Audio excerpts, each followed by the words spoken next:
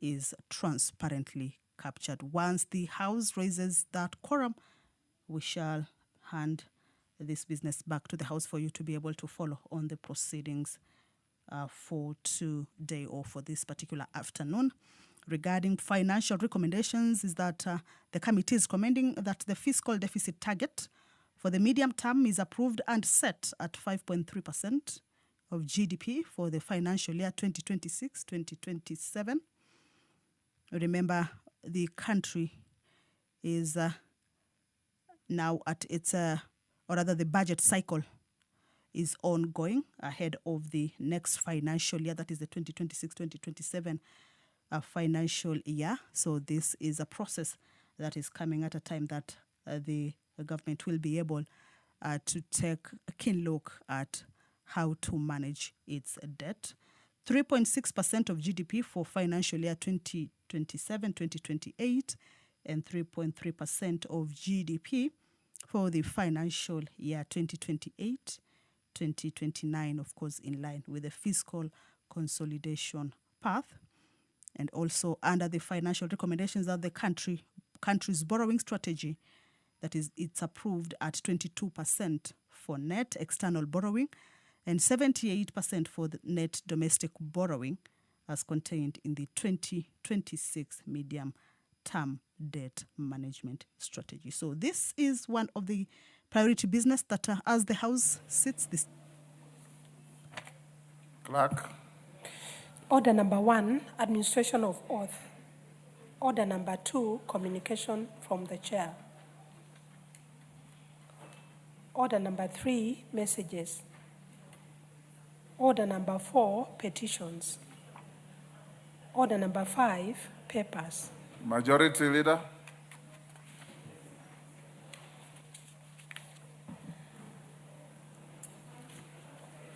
I can see. Thank you, Honorable Speaker. I beg to lay the following papers on the table of the House today, Thursday, 26 February 2026.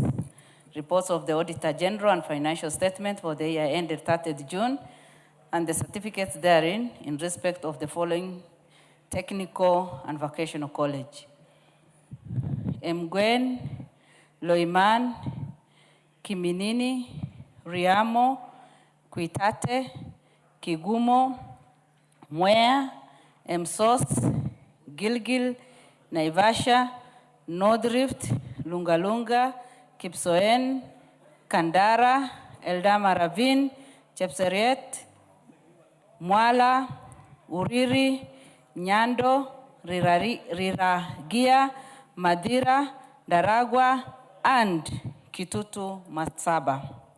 2, reports of the Auditor General and financial statement for the year ended 30th June 2025, and the certificates therein in respect of the following. Number 1, Makutano Vocational and Training Center, AIC Gidhuru Vocational Training Center,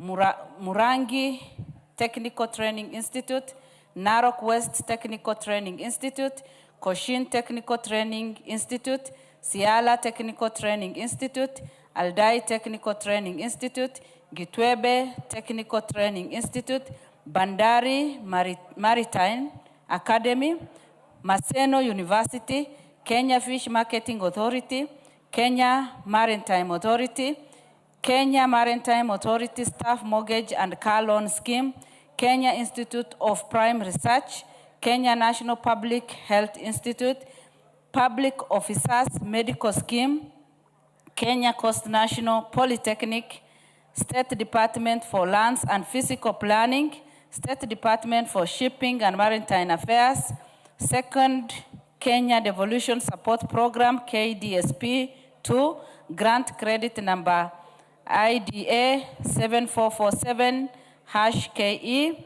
Taita Taveta County Government, Coast Water Works Development Agency, Chama cha Kazi Party, and Kenya Petroleum Refineries Limited.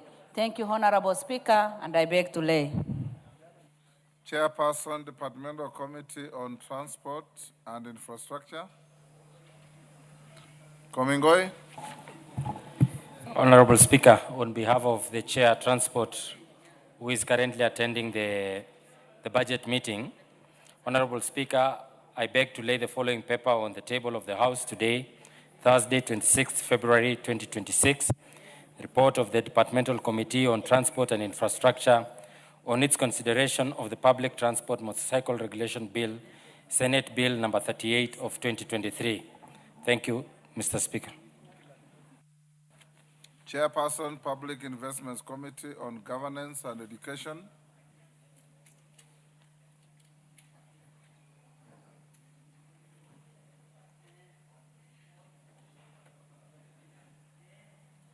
Stay that order. Lead of delegation to Midrand, Rahab Mukami.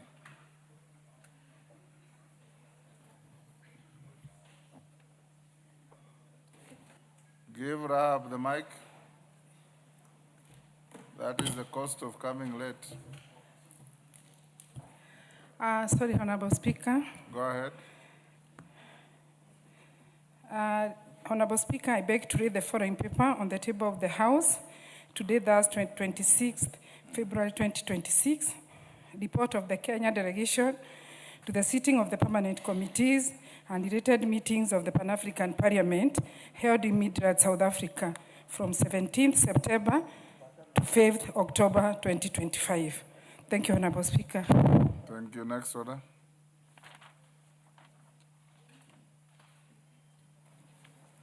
Order number 6, notices of motion. Chairperson, Select Committee on Implementation. Wanjala. Mayaka, are you standing up for that? No. You know, when the speaker calls out and you immediately stand up, the impression you create is that's what you are standing up for. Member for Nyeri County, Rahab. Thank you, Honorable Speaker. Honorable Speaker, I beg to give notice of the following motion that this House notes the report of the Kenya delegation to the sitting of permanent committees and related meetings of the Pan-African Parliament held in Midrand, South Africa from 17th September to 5th October 2025, laid on the table of the House on Thursday, 26th February 2026. I beg to read. Thank you, Honorable Speaker. You have another one?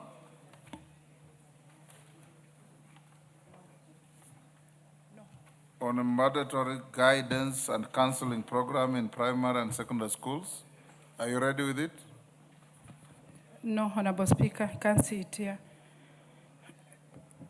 Where are you expected to see it? It's your motion. Sorry, Honorable Speaker, I just come from a PACOSO meeting. I'm one of the directors. That is why I got it. I apologize, Honorable Speaker. Okay, clerk, schedule that for Tuesday.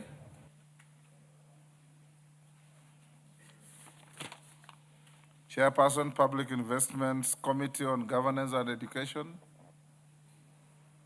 Absent. And before we go to the next order, members, allow me to acknowledge in the Speaker's gallery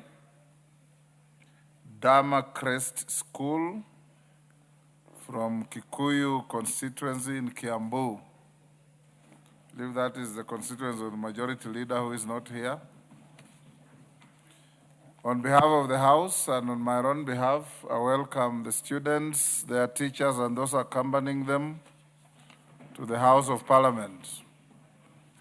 In the public gallery, I wish to acknowledge the presence of a delegation of 17 Mau Mau veterans from Meru County,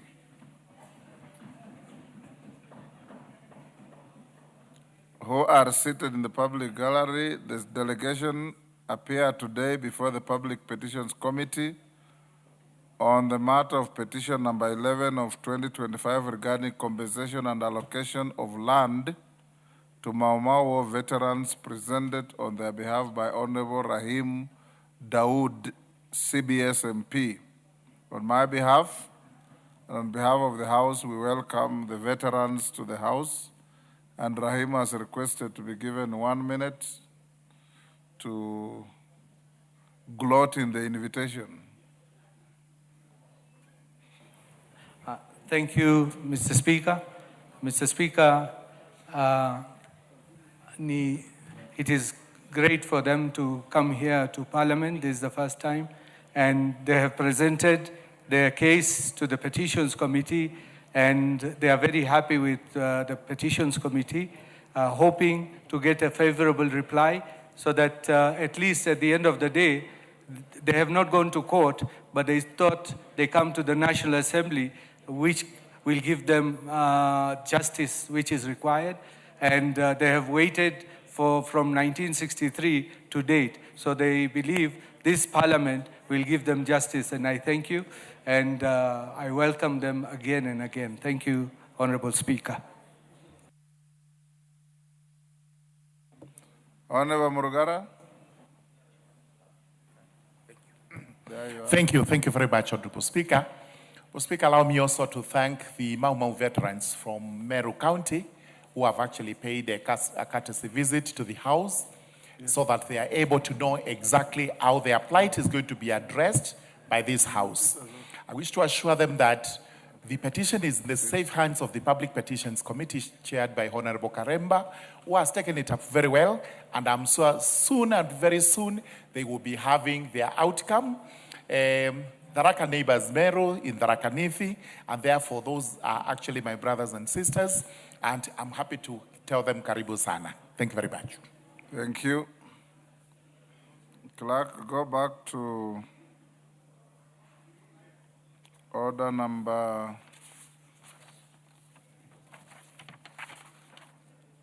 5, Wamboka.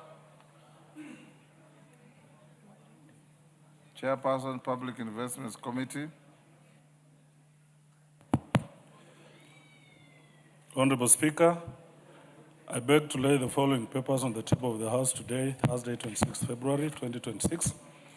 Reports of the Public Investments Committee on Governance and Education on its examination of 1.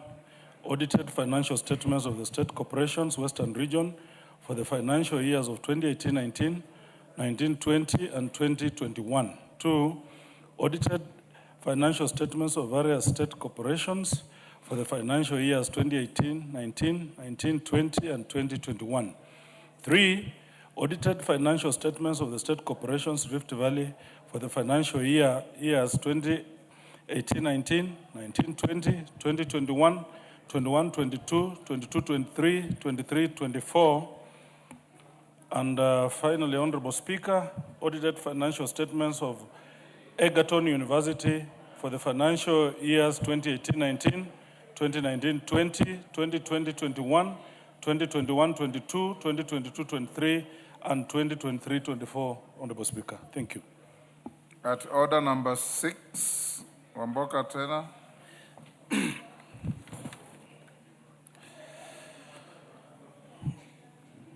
Honorable Speaker, I beg to give notice of the following motion, that this House adopts the report of Public Investment Committee on Governance and Education on its examination of the audited statements of various state corporations in Western Region for the financial years 2018-19, 2019-20, and 2020-21, laid on the table of the House on Thursday, 26 February 2026. Next. Honorable Speaker, I beg to give notice of the following motion, that this House adopts the report of the Public Investment Committee on Governance and Education on its examination of the audited financial statements of various state corporations in Rift Valley for the financial years 2018-19, 2019-20, 2020-21, 2021-22, 2022-23, and 2023-24, laid on the table of the House on Thursday, 26th February 2026. 3. Honorable Speaker, I beg to give notice of the following motion, that this House adopts the report of the Public Investment Committee on Governance and Education on its examination of the audited financial statements of Egerton University for the financial year 2018-19 to 2023-24 laid on the table of the House on Thursday, 26 February 2026. Honorable Speaker. Next.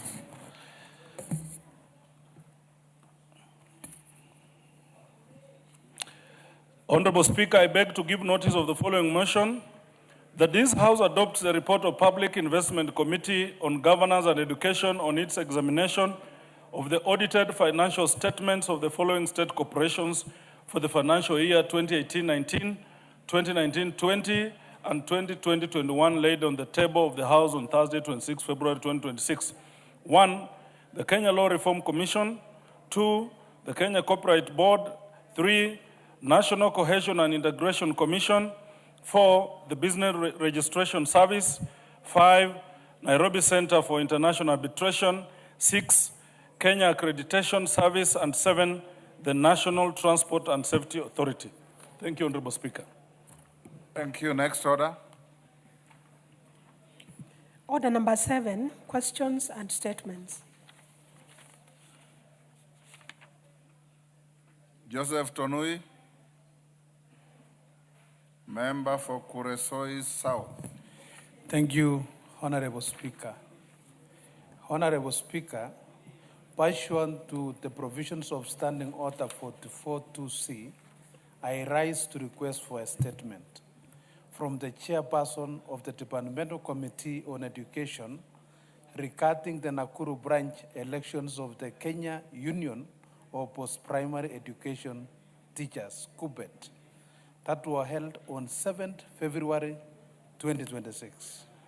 Honorable Speaker, the Nakuru branch elections of KUPPET have been widely contested by the members of the union on grounds that they did not meet the constitutional and statutory threshold of credibility, transparency, and fairness as contemplated under Labor Relations Act, Cap 233, and the KUPPET Constitution. It is alleged that approximately 1,600 registered teachers drawn from a distinct region within Nakuru County were excluded from the official voters register used during the elections. The omission of names of 1,600 teachers from the branch voters register disenfranchised eligible members and denied them their right to participate in the election of their branch officials. The affected teachers have raised concerns on the integrity of the union's electoral process, arguing that the unjustifiable omission from the list of voters undermined the legitimacy of the election outcome. Honorable Speaker, it is against this background that I seek a statement from the chairperson of the Departmental Committee on Education on the following. 1, the circumstances under which our whole region within Nakuru County was omitted from the voters register during the KUPPET Nakuru branch election held on 7th February 2026. Number 2, the measures taken to investigate the alleged irregularities, particularly the exclusion of over 1,600 members, and to determine the validity of the election outcome, including the nullification of the election, so as to allow the 1,600 members excluded from voting to exercise their rights. And number 3, the steps taken to safeguard members' rights, ensure inclusivity and non-discrimination of any region or community, and guarantee equitable representation in the electoral process in accordance with the KUPPET Constitution and applicable laws. I thank you, Honorable Speaker. Chair Education. Yes, Mboko Milemba, you want to joyride? Go ahead. Thank you, Honorable Speaker, and let me thank Honorable Tonui for raising that matter. And indeed, it's a matter that is also before us as a union, and also, Honorable Speaker, is before court, both in Nairobi and 2 cases in Nakuru. And above all, the fact that there are many teachers who are on something called agency fee, which is usually charged at 2% for those who have not fully joined the union but are part of the CBA benefits. But more importantly is what Honorable Tonui has said, that 1,000 over teachers may not have been in the register, but the real total, Honorable Speaker, countrywide is 26,000. So we shall be asking the Teacher Service Commission to expedite so that all the 26,000 teachers join the union now that we no longer use the forms. And we really depend on the computerized system between the teacher logging in and the teacher service system to also log in order to accept. So we are looking forward to have the entire 26,000, those who are on agency fee, actually join the union. Therefore, I want to thank Honorable Tonui and also thank all the members of parliament who have supported the teachers who are seeking electoral positions within not only KUPPET but also the other unions countrywide. Thank you, Honorable Speaker. Chair Education, any member from Education Committee? Yes, Barto and Mwale, bring a response when we resume after recess. That is in another 2 weeks, 2-3 weeks. Irene Mayaka. Thank you, Honorable Speaker. Honorable Speaker, I wish to request for a statement regarding potential increase in prices of essential hygiene products. Honorable Speaker, pursuant to the provisions of Standing Order 44-2C, I rise to request for a statement from the chairperson of the Departmental Committee on Environment, Forestry and Mining regarding the potential increase of prices of essential hygiene products following the gazettement of the Sustainable Waste Management Extended Producer Responsibility Amendment Number 2, Regulations of 2025.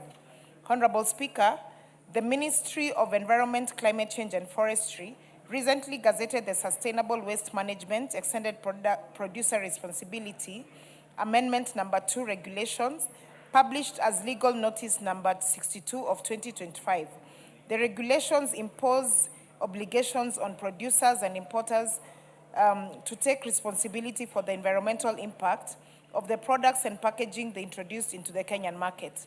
While the intention is environmental sustainability and waste reduction, there have been concerns raised that this additional compliance cost could lead to an increase of up to 20% in the retail prices of essential hygiene products such as diapers, sanitary towels, and detergents, and the costs associated with compliance may be transferred to the consumers.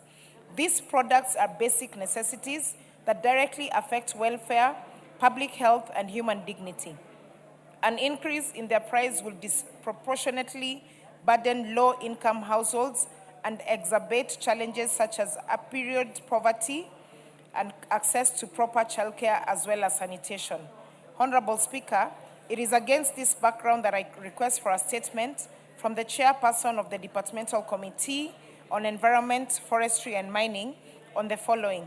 Number 1, a report on the findings of the regulatory impact assessment that was conducted prior to the gazettement of the Sustainable Waste Management Extended Producer Responsibility Amendment Number 2, Regulation 2025. Number 2, measures put in place by the Ministry of Environment, Climate Change and Forestry in consultation with relevant agencies to cushion customers from adverse price increase. And number 3, strategies by the ministry to ensure that essential hygiene products remain accessible, affordable, and acceptable quality standards. I thank you, Honorable Speaker. Chair Environment. Chair Environment. Yes, Mwale, are you in the Environment Committee? No, no, Mr. Speaker, I'm holding brief for the chair. Okay. Yep. Inform the chair to bring a response the first week after recess. Thank you.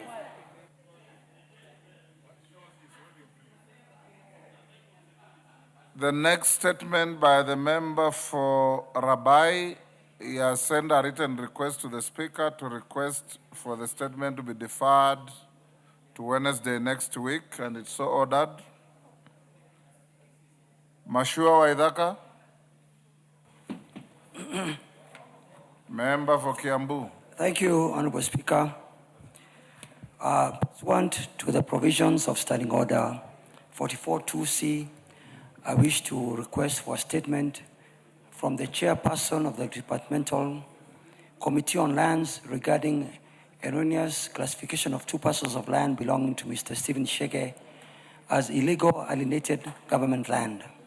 Honorable Speaker, on 17th July 2017, the National Land Commission, NLC, with Kenya Gazette Volume CX 1X number 97, listed several parcels of land as illegal alienated government land in order that their titles be revoked. Among them were 2 parcels of land in Kiambu County, land with house block 2/80 and land with house block 2/81 belonging to Mr. Stephen Shege of ID number 0XXX05, which he legally acquired in 2006 and 2007, respectively. Since then, he has constantly remitted required land rates to Kiambu County government without any dispute or challenge over the legitimacy of his ownership, which evidence rightfully ownership. The arbitrary revocation of these title deeds by NLC amounts to deprivation of the property by the government, which violates the provisions of Article 40 of the Constitution. Despite numerous appeals to the National Land Commission to rectify this error, no corrective action has been taken. The situation raises serious concerns regarding fairness and reliability of land administration processes in the country. Honorable Speaker, it's against this background that I request for a statement from the chairperson of the Departmental Committee on Lands on the following. 1, the reasons for the cancellation of title deeds number block 2/80 and number block 2/81 in Kiambu County belonging to Mr. Stephen Shege with the Gazette Notice 6864 of 17 July 2017, despite his lawful acquisition and payment of land rates to the government. 2, report on the status of revocation of the erroneous Gazette Notice to restore the land ownership rights to Mr. Stephen Shege. And 3, the specific implementation timelines when the National Land Commission will resolve the error, including reassurance of valid title deeds to Mr. Stephen Shege. Thank you, Honorable Speaker. Thank you, Mashua. Chair Lands.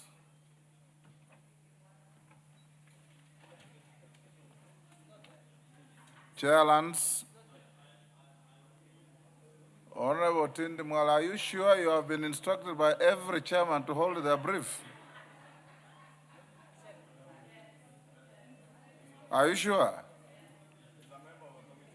Are you a member of the Committee of Lands? Order, you are out of order. Any chairman who wants another to hold a brief, you write to the Speaker. Equity does not help volunteers. Atienda Molo can advise you on that freely. Yes, Lelmengit, you are a member of the committee? Yes, Honorable Speaker, I'm the member Yes. of the Committee for Lands. And I have the report from the chair because he was presenting the BPS report. Tindimwala, you see, this is now legit. He's a member of the committee. Yes. And I think it's going to You get bring the a feedback response in 2 weeks. And I know we have a recess on So the next first month. week after recess. Okay, thank you. Yes. Zainab? Zainab? Yes. Thank you, Honorable Speaker. Honorable Speaker, pursuant to the provision of Standing Order 43, I rise to make a general statement regarding the unfortunate ethnic profile of Honorable Zahir Jenda MP by the impeached Deputy President. Honorable Speaker, in the strongest terms possible, I condemn the reckless, divisive, and unconstitutional remarks made by former impeached Deputy President Rigathi Gachagua on the 23rd February 2026 during the United Opposition rally at Gusii Stadium, Kisii County, where he subjected the member for Nyaribari Chache, Honorable Zahir Jenda MP, to ethnic profiling and public vilification. Such conduct is not only nefarious and legally indefensible, but also politically dangerous, and it has no place whatsoever in a constitutional democracy founded on equality, dignity, and the rule of law. Honorable Speaker, ethnic profiling is not free speech, but a toxic abuse of influence. It revives the darkest chapters of our history, normalizes prejudice, and places innocent citizens at risk by reducing them to stereotypes rather than recognizing them as rights-bearing Kenyans. For the record of this House, no leader is entitled to incite suspicion, hostility, or fear against any community or individual. Honorable Speaker, Article 27 of our Constitution guarantees equality before the law and freedom from discrimination. Any attempt to weaponize ethnicity for political relevance is an affront to constitutionalism and an insult to the intelligence and cohesion of Kenyan people. This House must reaffirm that ethnic baiting will be confronted, condemned, and isolated regardless of who utters it. Honorable Speaker, I therefore call upon this House to rally behind and support one of our own and to publicly censor the conduct of the impeached Deputy President, to reassert zero tolerance for ethnic incitement, and to remind all political actors that our unity is not in bargaining chip, our diversity is our strength, and no individual, least of all who has been impeached, will be allowed to fracture it for personal or political gain. Honorable Speaker, I am more concerned because even me, I am a minority where I come from. And for that reason, I believe the next rally, I'll be one of the targeted members of parliament that You've the finished impeached president... presenting your statement. You don't debate your statement. Rahim? Yeah, Rahim has gotten the first opportunity. You will be the next. Nashukuru Bwana Spika, na naunga mkono vile dada yangu Fatuma amesema. Mheshimiwa Spika, tukiwa tunachaguliwa, mimi hasa nikiwa nimechaguliwa mara 4 nikiwa councillor na nimechaguliwa mara 3 nikiwa mjumbe, kwani watu wangu hawakujua rangi yangu ama vile niko wakinichagua. Sasa kwa mtu kuenda kusema kwamba msichague mtu akiwa rangi tofauti ama akiwa kabila tofauti, haonekani kama sisi, anatuweka vibaya sana. Kwanza mwaka uliopita akiwa hapo kwetu Gakoromone alitaja kwamba msiende kukunywa chai kwa huyu mkubwa moja aliuziwa hoteli na Rahim Muhindi. Mheshimiwa Spika, huyu mtu hastahili kukuwa kiongozi. Kuitwa hata kiongozi ni aibu ama ni matusi.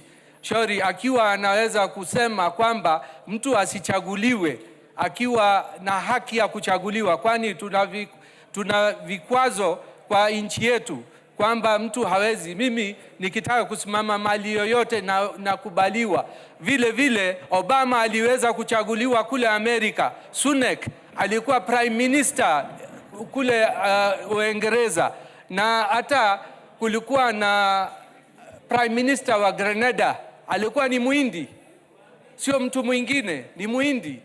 So na juzi Mheshimiwa Spika, Mayor wa New York ni Muhindi, ametoka Kenya na Uganda hapo. Sasa tutasema kwamba Wahindi wasichaguliwe, kwani wananchi wale wanatuchagua hawajui sisi kabila yetu ama rangi yetu ama kama ni mtu ni Muislamu ama ni Mkristo. Kwangu Mheshimiwa Spika, 96% ama 86% ni Wakristo. Mimi nikiwa Muislamu nimechaguliwa na Wakristo. Sasa kesho atasema hata Muislamu asichaguliwe mahali chochote, awaende Northeastern ama waende Coast. Mheshimiwa Spika, mambo kama hiyo haistahili kwa nchi yetu. Tumeenda mbele na hii mambo inataka kukashifiwa kabisa. Mtu huyu anatafuta uongozi ya Kenya akiwa nani? Mheshimiwa Spika, tunalalamika sana hapo. Asante Mheshimiwa Spika. Thank you, Mr. Speaker. Mr. Speaker, I want to join hands with Honorable Fatuma and Honorable Dawood and other members in actually expressing outrage and concern when people use race, ethnicity, or religion, or gender to exclude others or demean others.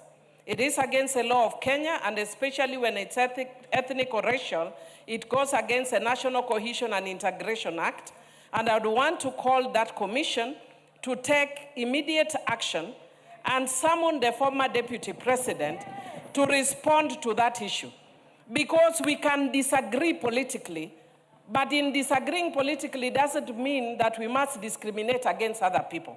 The country right now is getting, there's a lot of political temperature that is rising. And Mr. Speaker, minorities are the ones that get to suffer in this instance. Only yesterday, Mr. Speaker, a gentleman in Siaya called Makamu said things that even me in my mental state I can't repeat in this house over Catherine Omanyo. And he's supposed to be the same side of Honorable Catherine Omanyo. When we normalize terrible things about other people, then it means we can use your gender, your tribe, your race against you. And we will not allow, me as a minority, as a Suba, I'm both half Suba, half Luo, but my father is a Suba, so I'm a minority. I will not allow when you start using minority or misusing minority communities. And as a woman, we will not allow you to sexualize women and use sex as a tool against women. So I want to urge my party, ODM, please stop using Makabu to demean women and to bring women down. Whether you agree with a woman or not, you cannot sexualize women. We will not allow such things. Thank you, Mr. Speaker. Thank you, Mr. Speaker. Mr. Speaker, I want to associate very strongly with those sentiments. There's freedom of expression in this country, but the Constitution is clear that that freedom does not allow you to profile people racially, ethnically, or sexually. This particular gentleman, Mr. Speaker, started from an ethnic profiling perspective. And one of the reasons we debated in this House and impeached him was because of ethnic profiling. Now he has gone to the level of racial profiling. We are a country that is tolerant of all races, of all ethnicities. We are proud that as a country, the Honorable Rahim is serving several terms all the way from Meru.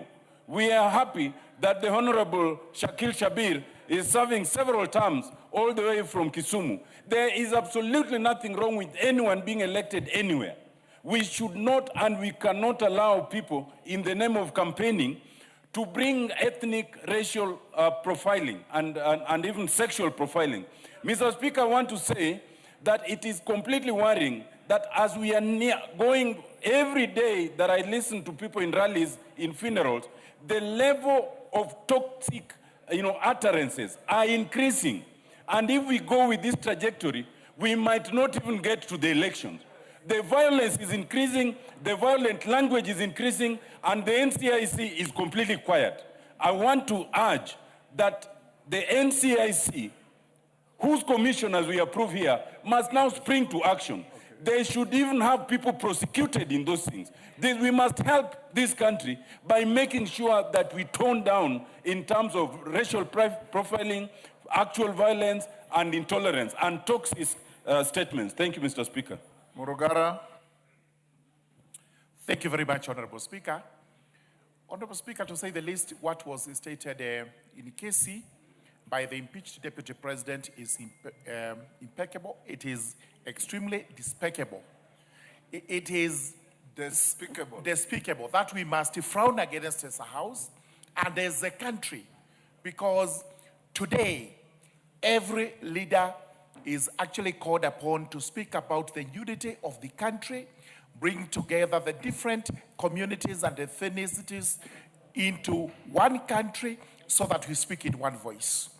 But it does appear that there is a dispensation, a political dispensation that is geared towards dividing the country along tribal or ethnic lines. And that dispensation includes the impeached deputy president. And recently, it's good to tell this house, there was debate in the media when one of them from Meru County singled out a minority community called the Tharaka, which is a sub-community of the larger Meru community, because Meru community is made up of different sub-ethnic communities, to say that they are not Merus, purely because he felt he had been disadvantaged or he wasn't happy with where the leadership had come from. And I give notice to him, because at one time I remember this house saved him from the hands of Honorable Wamboka, when he had actually done atrocities to the people by doing things that we should not have condoned, but purely because of possibly political inclination.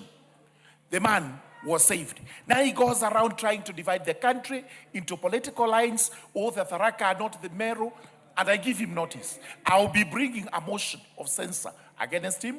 And number two, I've called upon NCIC also to indict him together with the impeached deputy president so that they appear before that commission to explain their utterances. Mr. Speaker, let us frown against such kind of language, such kind of ethnic balkanization, such kind of ill speech, which brings hatred, division, and discontent in our country. I do agree with Honorable Madam Zaida, who has brought that particular motion, and we should actually move towards discussing that and also discussing the Honorable Linturi, who is the person I'm making reference to. Thank you. Shabil Shakir. Thank you, Mr. Speaker, sir. Mr. Speaker, I don't know what logic the former Deputy President Rigiji has. When we say that he's a tribalist, we have seen not only that he's a tribalist, but he's a racialist par excellence. Mr. Speaker, sir, I am by color an Asian. He calls Muindi. By my blood and everything else, I am Luo. 200,000 people have voted in Kisumu East, and they voted me now 4 terms. And Mr. Speaker, sir, they're asking me to be 5-term, and I will stand. And I want Rigiji to come and campaign against me. I challenge him to come to Kisumu East and campaign against me. We cannot accept to be disrespected. The people of Kisumu East cannot be disrespected. Because they voted for me, they cannot be disrespected. He's thinking that they have no word of their own. He's thinking that they are idiots. He's giving them very many names and is dishonoring them. I will not allow them to be dishonored. I have the honor, and they have given me the great respect now for 2 terms as the mayor and 4 terms as a member of parliament. No leader, Mr. Speaker, even Excellency, former late President Moi, President Kibaki the late, President Uhuru, President Ruto, none of them have ever questioned my origin and the origin of my brother who is here. We are here as Kenyans first. I am here standing for the Luo community, not the Indian community. And I will want Rigiji to come and apologize, because my brother Jihanda, I know him a long time. If the Kisis have voted for him, he doesn't like it, tough luck. Arudi yuko kwake, atafute muhindi ingine, aende kutukana. But me, I'm putting it today on record, sir. The only thing that defines me as a Muindi is my color. Everything else about me, Mr. Speaker, is Luo. I am born Luo. I will die Luo. I will be used. The funeral procession will be Luo. My wife is also an African lady, and she is your niece, Speaker.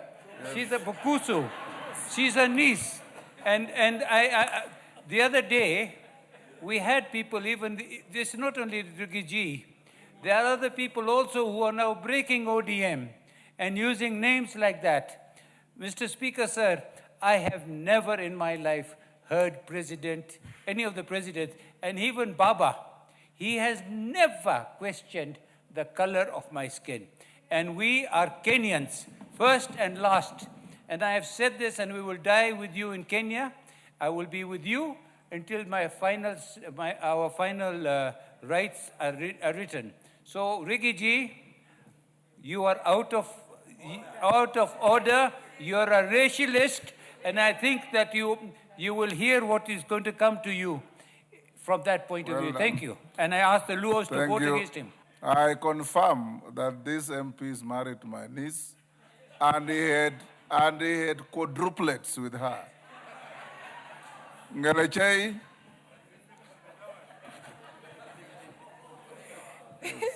Thank you so much, Mr. Speaker, for giving me this opportunity. And I want to condemn also with the strongest terms possible the sentiments of the former Deputy President while he was in Kisii, Mr. Speaker.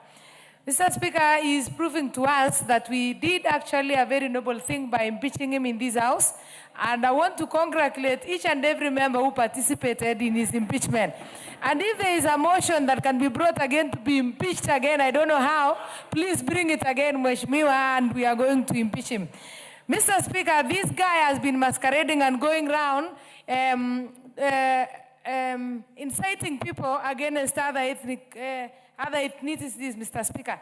Let me speak about a week ago when he went to Kalenjin radio station and incited the listeners against all the members of this House, saying that you elected members of parliament who doesn't know anything and they don't represent you in whatever way. Mr. Speaker, I went ahead to say that the president is antagonizing the Kalenjin community while the leaders elected in this House are not talking about anything of development in the Rift Valley, Mr. Speaker. Mr. Speaker, as he was speaking the Mau Summit Rironi Road, that he told the people of Rift Valley that nothing is happening, is ongoing. And Mr. Speaker, I want to confirm that all the projects that the President promised the people of Rift Valley are ongoing. And he has no moral authority, Mr. Speaker, to speak on our behalf. Because even when he was sitting Deputy President, all he could speak about or all he could talk about is about shares. And he used to antagonize so many people about their shares. I remember the member for Mavoko one day, he went to see him over the squatters in Mavoko, and he told him, please give me some piece of land so that these people can be resettled. He told him, you never voted for the president, so go and look for Kalonzo Musyoka to allocate land to the squatters. And the member of parliament was wondering, because Kalonzo Musyoka is not elected member in this parliament. And at times also look at Kalonzo Musyoka walking around with him, and I pity my brother Kalonzo Musyoka, because the other day he was telling the campus that they don't have share in this government, and this other time they are working together. Lastly, Mr. Speaker, I want to confirm that I am a very close friend to Zahir Janda. I know his ID number. He is a Kenyan. Zahir Janda is a Kenyan. I can confirm, and Mr. Speaker knows because he's our friend too. No, it doesn't matter how close we are, but Zahir Janda is a Kenyan, and he's a member of parliament in Kisii, and he is not an Indian. It is very wrong.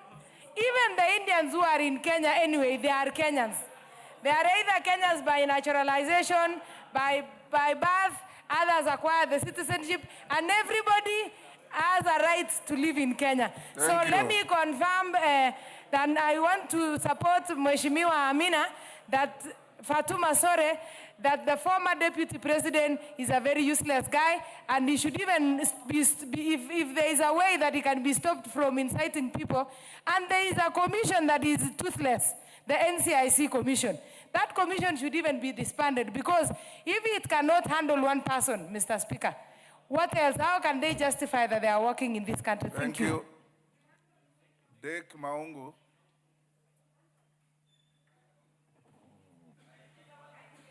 Give Maungu.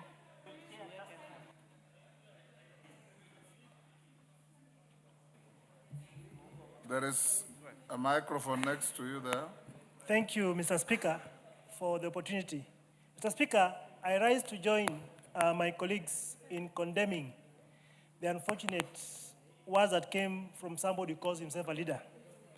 Mr. Speaker, not long ago, this House impeached this very person.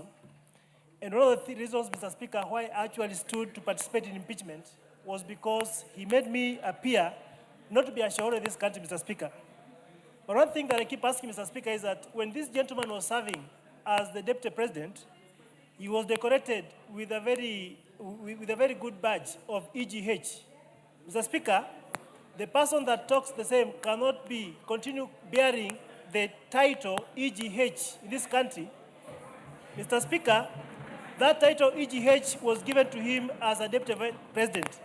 And therefore, say, Mr. Speaker, it's high time that title should be revoked, because he does not bear any kind of semblance to any kind of honor that goes to that name, Mr. Speaker. And Mr. Speaker, I come from Western Kenya. We have very many communities that live in that area, Mr. Speaker. We speak unity, we speak love, we speak cohesiveness, Mr. Speaker. Someone cannot purport to speak for this country when you isolate people. My good sister here has talked about Honorable Zahir, Mr. Speaker. It is very wrong. Zahir was elected by members who knew and had confidence in him, Mr. Speaker. And therefore, I stand together with my colleagues to condemn those very words and say that the former deputy president should actually be ashamed, and anyone who purports to support him should equally be ashamed. Thank you. Ichungwa. Asante Mheshimiwa Spika, na kwanza nipe nafasi niwakaribishe wanafunzi kutoka shule ya Dama Crest kutoka huko Kikuyu kwetu. Na hii ni baadhi ya shule za kibinafsi ambazo hufanya vizuri sana kwa mitihani ya kitaifa, na wanafunzi ambao wana nidhamu hali ya juu. Hata ukiwaangalia mahali walipoketi unaona sio tu wasafi, lakini pia wako na nidhamu sana. Niwapongeze na niwakaribishe kwa bunge la kitaifa. La pili, Mheshimiwa Spika, nikubalie nijiunge na Mheshimiwa Fatuma, mbunge wa Migori, kukashifu matamshi sio tu ya ukabila, lakini pia ambayo yana ubaguzi wa kirangi.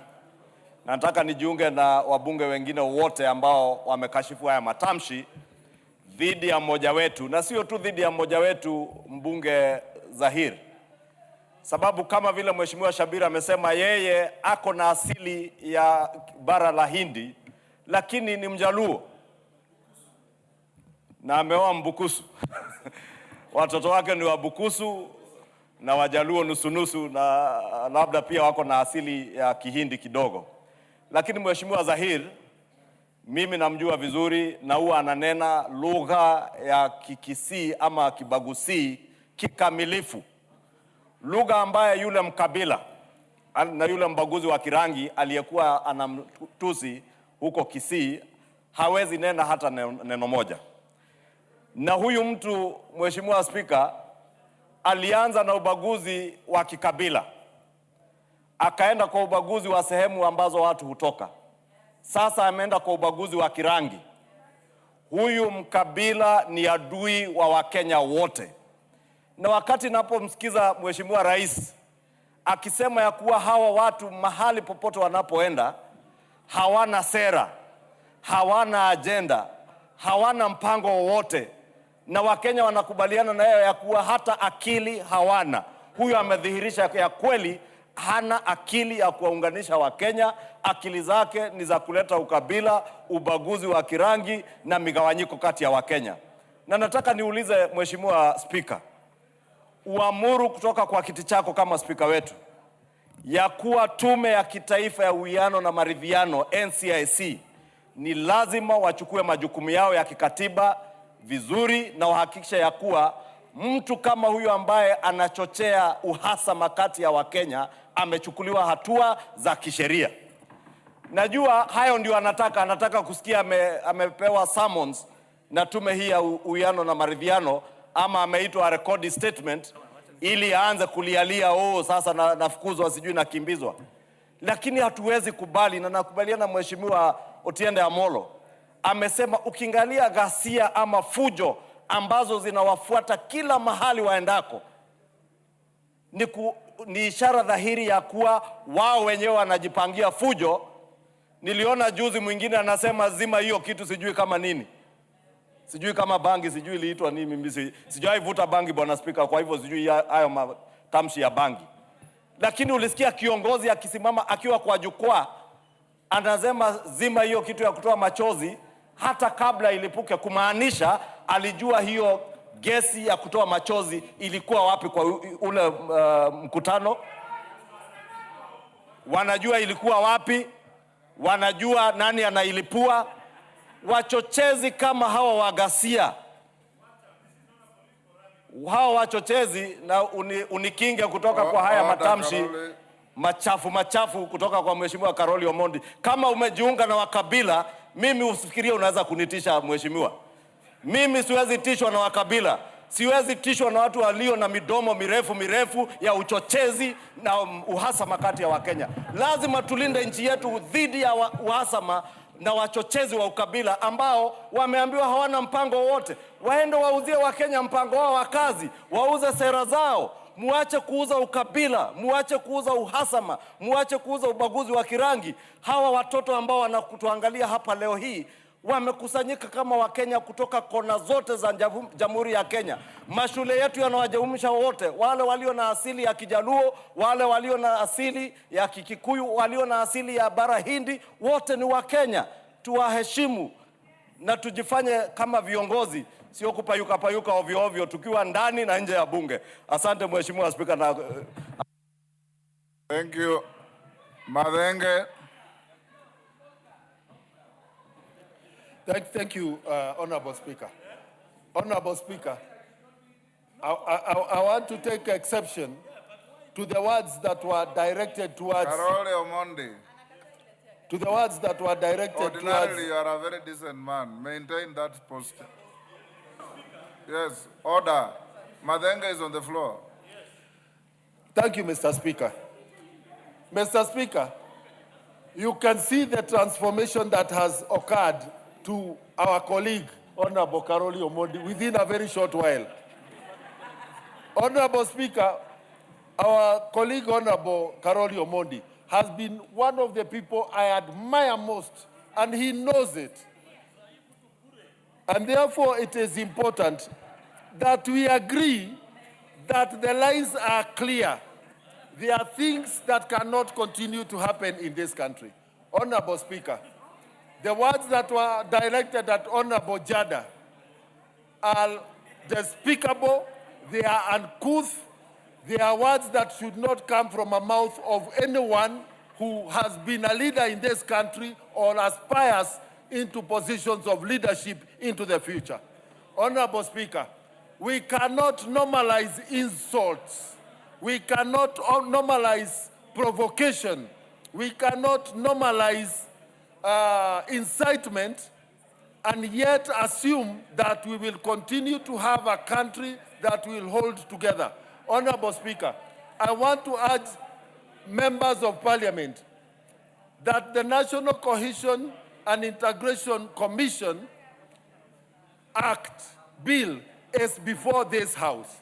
And Honorable Speaker, the teeth that we say that this commission should have, we have an opportunity as we align the act to the new constitution. Remember, this act came into effect in the year 2008 as a response to the post-election violence. Now we have an opportunity from the lessons of that time, from the parameters in terms of rights that we are guaranteed in our constitution. We must draw the line Secondly, Honorable Speaker, this commission has to be better resourced. And now that we are at the stage where we are considering the budget policy statement, let us ensure that we empower the National Cohesion and Integration Commission to have sufficient resources. Thank you, Honor. Pasaris, want to bring this to an end. Pasaris, what is the point of order? Speaker, as other members are contributing, I don't understand the problem with Honorable Karoli. He's throwing hands and saying that party imejana are idiots. Who are the idiots? He is so bitter that I don't even understand what's wrong with him.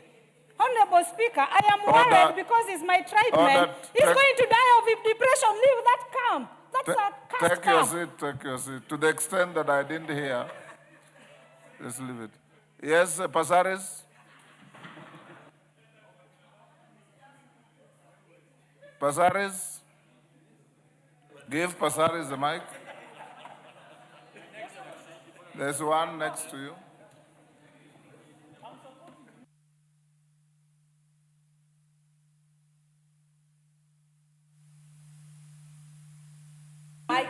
Fanny? Inafanya sasa. Okay, sorry. Honorable Speaker, I thank you. Thank you for giving me this opportunity. I thank Honorable Fatuma Zainab Mohammed for bringing this important statement under Standing Order 43. I rise not only to condemn the ethnic profiling directed to Honorable Zahir Handa, but also to condemn the growing culture of discrimination in our politics, whether it's rooted in ethnicity, heritage, or gender. Reducing Kenyans to their tribe is unconstitutional. Reducing any woman leader to her age, her beauty, or degrading sexual insinuation is equally unconstitutional. Both violate Article 27 of our Constitution, which guarantees equality before the law and freedom from discrimination. Honorable Speaker, I was recently referred to as a Greek. There is nothing wrong with acknowledging that I'm a Kenyan of Greek heritage. I'm proud of my heritage, just as I'm proud of being Kenyan. What is wrong is the use of heritage as a political slur. What is wrong is suggesting that identity diminishes one's legitimacy as a Kenyan leader. Kenyan identity is not defined by surname, complexion, ancestry, or gender. It is defined by citizenship, service, and fidelity to our Constitution. When leaders resort to ethnic baiting, they fracture the national cohesion. When leaders resort to sexist insults and public humiliation, as was recently directed to me by Honorable Babu Owino, they degrade this House and undermine the dignity of women in leadership. The remarks made by the former Deputy President Rigathi Gachagua against Honorable Zahid Handa must be condemned. Equally, the demeaning sexualized attacks directed against me must be condemned, for they are discriminatory and unworthy of parliamentary leadership.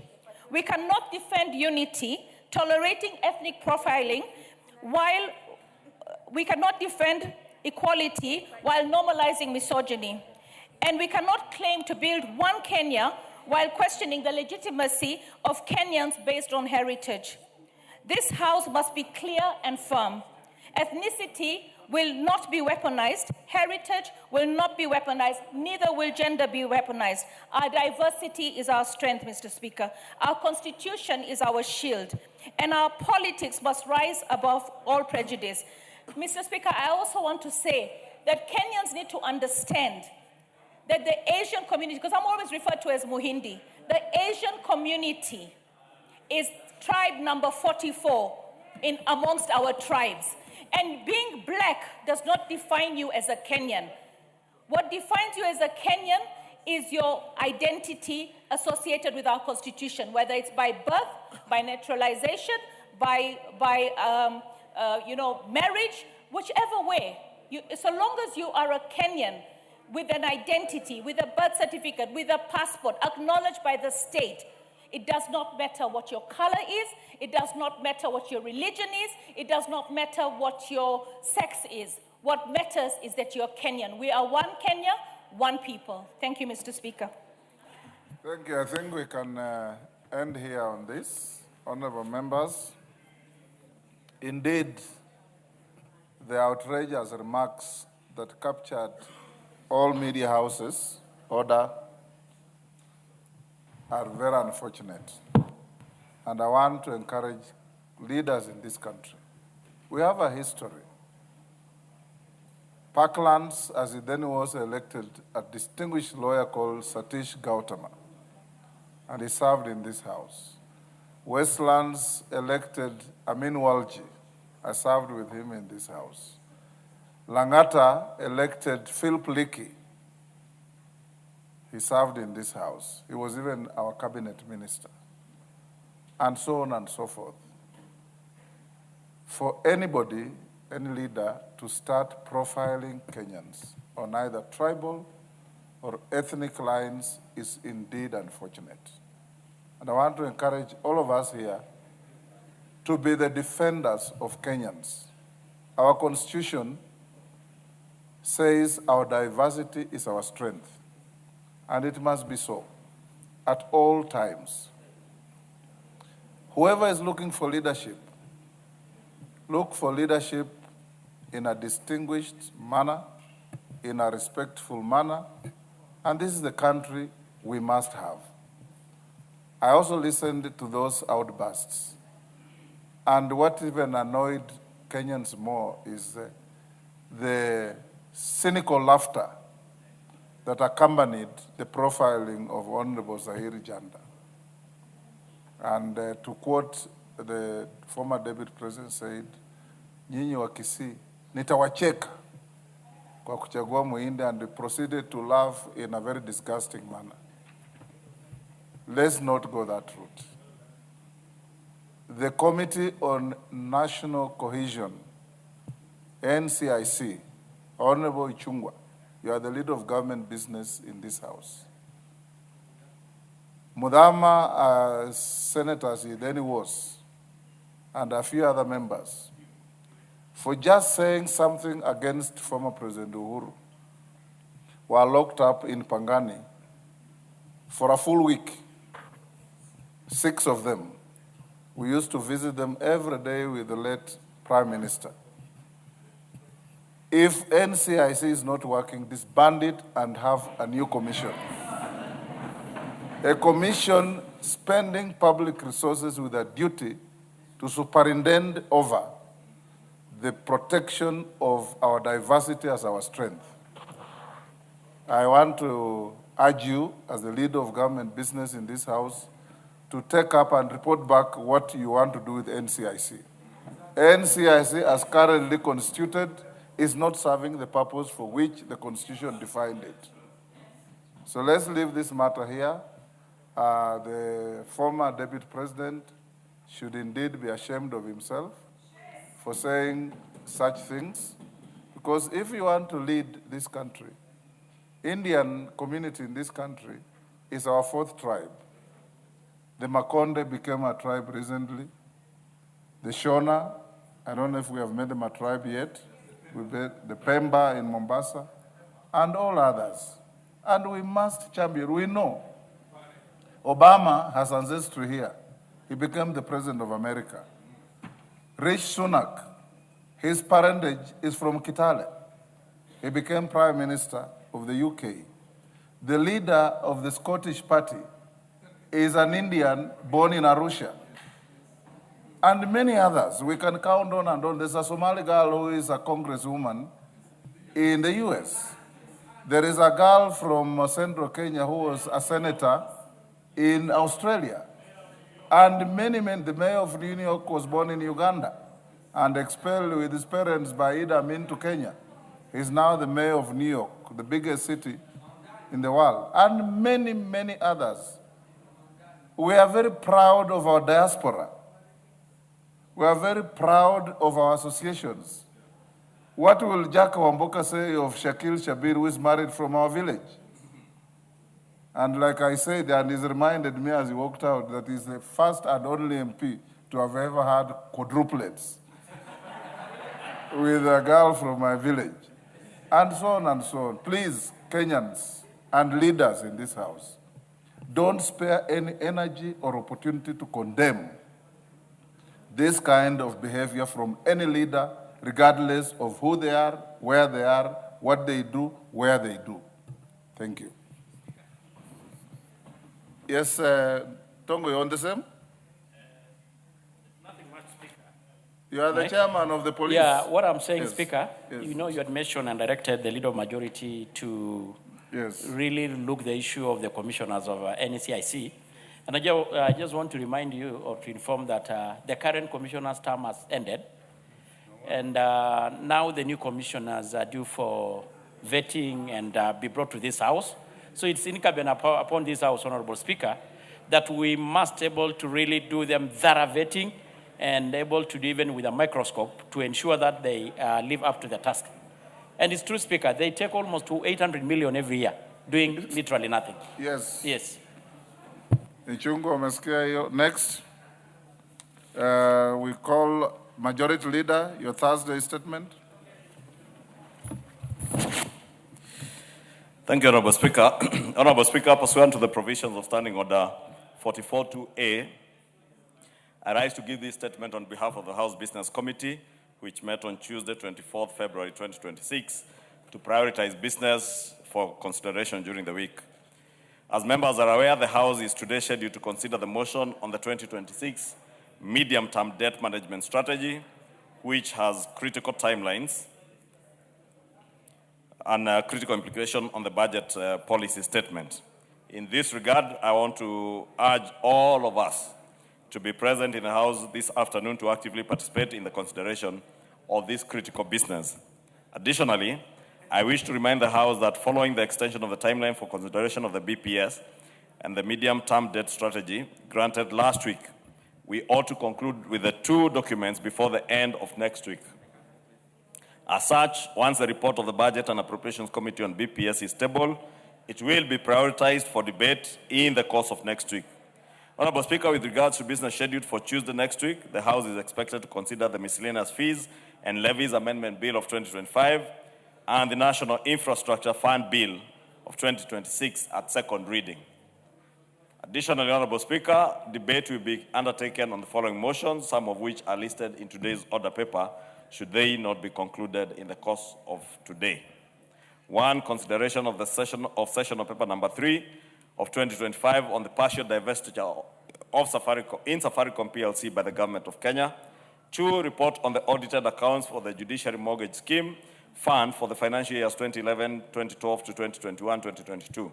2, consideration of sessional paper number 6 of 2024 on the National Aviation Policy. 4, report on the audited accounts for the Commodities Fund for the financial years 2018, 2019 to 2021, 2022. And 5, ukaguzi kwa asasi zisizo huru kikamilifu za Jumuiya ya Afrika Mashariki na ushoroba wa kati katika Jamhuri ya Muungano wa Tanzania. Honorable Speaker, in accordance with the provision of Standing Order 42A5 and 6, on the appearance of Cabinet Secretaries on Wednesday afternoons, we had designated to have the Prime Cabinet Secretary and Cabinet Secretary for Foreign Diaspora Affairs on Wednesday, 4th March 2026, to update on the status of the report of the Interagency Technical Committee on the review of the designated hardship areas and payment of hardship allowance in the public sector. However, Honorable Speaker, this will have to be pushed the other week to allow us to conclude on the BPS, the medium-term debt strategy, and other priority government business that is lined up for next week. And therefore, we will push the appearance of the Prime Cabinet Secretary to Wednesday of the other week. That should be Wednesday of around the Wednesday of 11th March, not next Wednesday, as had earlier been scheduled. In conclusion, Honorable Speaker, the House Business Committee will reconvene again on Tuesday, 3rd March 2026 to schedule business for the rest of that week. I now wish to lay this statement on the table of the House. Thank you, Honorable Speaker. Next order.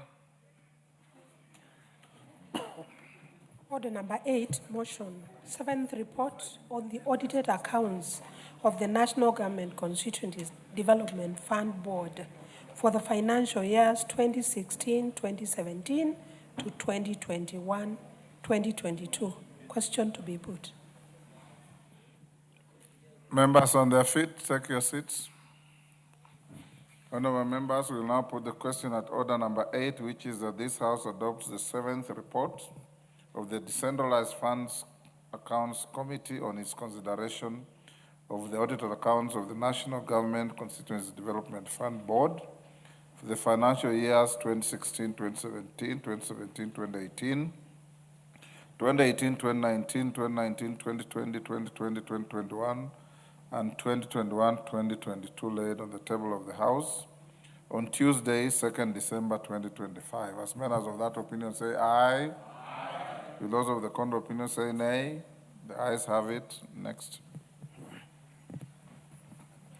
Order number 9, 8th report on the audited accounts of the National Government Affirmative Action Fund for the financial years 2016-2017 to 2021-2022. Question to be put. Members on their feet, take your seats. Honorable members, I now put the question at order number 9, which is that this House adopts the 8th report of the Decentralized Funds Accounts Committee on its consideration of the audited accounts of the National Government Affirmative Action Fund for the financial years 2016-2017, 2017-2018, 2018-2019, 2019-2020, 2020-2021, 2021-2022, laid on the table of the House on Tuesday, 2nd December 2025. As members of that opinion say aye. Will those of the contrary opinion say nay? The ayes have it. Next.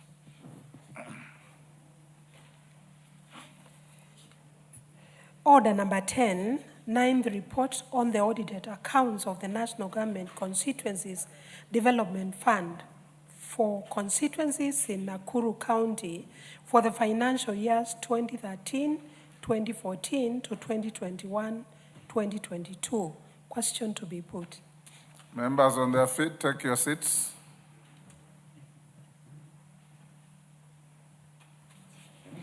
Honorable members, I now put the question at order number 10, which is that this House adopts the 9th report of the Decentralized Funds Accounts Committee on its consideration of the audited account of the National Government Constituency Development Fund for constituencies in Nakuru County for the financial years 2013, 2014, 2014, 2015, 2015, 2016, 2016, 2017, 2017, 2018, 2018, 2019, 2019, 2020, 2020, 2021, and 2021, 2022, laid on the table of the House on Tuesday, 2nd December 2025. As members of that opinion say aye. Will those of the contrary opinion say nay? The ayes have it. Next order. Order number 11, the Power of Mercy Bill, National Assembly Bills number 56 of 2025, first reading. A bill for an act of parliament to make further provisions with respect to the power of mercy pursuant to Article 133 of the Constitution to provide for the appointment, tenure, powers and functions of the Power of Mercy Advisory Committee and for connected purposes. Next.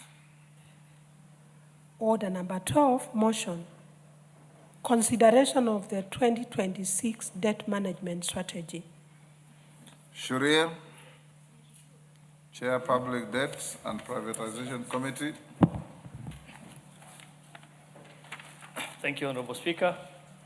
Honorable Speaker, I beg to move that this House adopts the report of the Public Debt and Privatization Committee on its consideration of the medium-term debt management strategy for the financial years 2026-2027 to 2028-2029, laid on the table of the House on Wednesday, February 2026, and pursuant to the provisions of Section 15.4 of the PFM Act 2012 and Standing Order 232A 7 and 8. A, approve the medium-term debt management strategy for the financial years 26-27 to 28-29, and B, make the policy and financial resolutions contained in the schedule to the order paper. Honorable Speaker, the report marks the fourth MTDS to be considered and approved by this House. Its consideration reflects the continued institutional progress made since the establishment of the Public Debt and Privatization Committee at the commencement of the 13th Parliament. It also demonstrates, under your leadership, the commitment of this august House to strengthen oversight over Kenya's public debt and to promote its prudent and sustainable management. As I begin, allow me to express my sincere appreciation to the members of the Public Debt and Privatization Committee for their dedication and diligence in reviewing the strategy and preparing this report for consideration by the House. I also wish to thank the stakeholders who appeared before the committee and submitted valuable views, as well as the committee secretariat for their technical and administrative support extended throughout the process. Honorable Speaker, the medium-term debt management strategy for the financial year 26-27 to 28-29 is a key policy instrument for guiding government borrowing and managing public debt in accordance with the Constitution and the Public Finance Management Framework. It sets out the National Treasury's proposed approach to financing government operations and obligations over the medium term, while seeking to minimize the cost of borrowing and contain associated risks. Honorable Speaker, the strategy is anchored on the macroeconomics assumptions contained in the 2026 budget policy statement. Over the medium term, the framework assumes average real GDP growth of 5.3%, inflation anchored at 5%, a plus 2.25 percentage points, an improvement in revenue effort to 16.9% of GDP, and strengthening of the primary balance from 0.4% to 1.6% of GDP, among other assumptions. Based on this framework, the proposed borrowing mix intended to minimize financing costs while containing debt risks is as follows. A, domestic borrowing will provide 82% of gross financing, taking advantage of the depth of the local market and the relative predictability of the domestic funding. And B, external borrowing will provide 18% of gross financing in order to diversify the funding base while managing exchange rate and external rollover risks. Accordingly, Honorable Speaker, domestic borrowing, primarily through treasury bonds, continues to constitute the principal source of deficit financing over the medium term. The committee observed that while the approach may reduce exposure to foreign exchange risk, domestic borrowing must be carefully calibrated, both in scales and timing, to avoid excessive absorption of market liquidity and undue crowding out of credit to the private sector. On the external side, the MTDS projects a financing mix comprising 10% concessional loans, 2% semi-concessional loans, and 6% commercial borrowing. Honorable Speaker, this framework forms the basis upon which the fiscal deficit over the medium term is expected to be financed for the financial year 26-27, and the deficit is projected at approximately 1.116 trillion, which is broadly comparable to the 1.14 trillion projected for the financial year 25-26. Although the deficit is expected to decline gradually over the medium term to about 833.7 billion, it will nonetheless remain substantial, averaging about Kenya shillings 928.9 billion by financial year 28-29. On this basis, cumulative addition of the public debt stock are projected at approximately 2.8 trillion Kenya shillings over the medium term, with a larger share expected to be sourced from the domestic market. Honorable Speaker, it is for this reason that the House must place particular emphasis on the sustainability of the public debt management and on the trajectory of the debt stock itself. In this regard, the committee wishes to draw the attention of the House to three critical pillars that would largely determine the success of this debt strategy. First is revenue. The committee observed that the MTDS is being implemented within a challenging macro-fiscal environment. Although revenues are projected to grow, in nominal terms, they are expected to an average only about 17% of the GDP over the medium term, which remains below the 20% threshold often considered necessary for sustainability, support development spending, and strengthen fiscal resilience. The committee is of the view that at a time when expenditure pressures are already severe, policy policy should avoid creating additional fiscal inflexibility on the revenue side. Honorable Speaker, to illustrate this point, the committee noted that appropriation in aid, which are projected to contribute an average of about 10% of the total revenues, are largely already earmarked to specific expenditures, thereby limiting their effectiveness in reducing the overall financial gap. In effect, they may not materially reduce borrowing needs and may instead increase the level of gross financing required. Honorable Speaker, the committee further observed that the growing use of revenue tying arrangements, including securitization of income streams, may weaken budget flexibility by pre-committing future revenues. This could increase future demand for budget support borrowing, as a larger share of ordinary revenues become unavailable for general financing purposes. Second is expenditure. The committee noted that expenditures are projected to average around 22% of GDP over the medium term, with recurrent spending driven in part by debt servicing obligations continue to consume a substantial share of the budget. This leaves limited room for productive expenditure, particularly development spending, which remains constrained. Kenya has for several years remained around 5% of GDP growth path. Yet the national development aspiration is to progress towards 10% growth under Vision 2030. That ambition cannot be achieved without stronger investment in productive sectors of the economy. In the committee's view, development expenditure should not merely meet the statutory threshold of 30% of total expenditure, but should progressively rise towards levels that are more meaningful, support infrastructure, industrialization, competitiveness, and long-term growth. This is important because development expenditure is not only central to economic transformation, but also to building the country's future debt servicing and repayment capacity. Third, Honorable Speaker, fiscal consolidation and debt sustainability. With interest payments alone accounting for 41% of ordinary revenue, the committee observed that debt service obligations continue to tighten fiscal space, making it imperative for government to pursue credible fiscal consolidation, stronger revenue mobilization, tighter expenditure control, and sustained economic growth.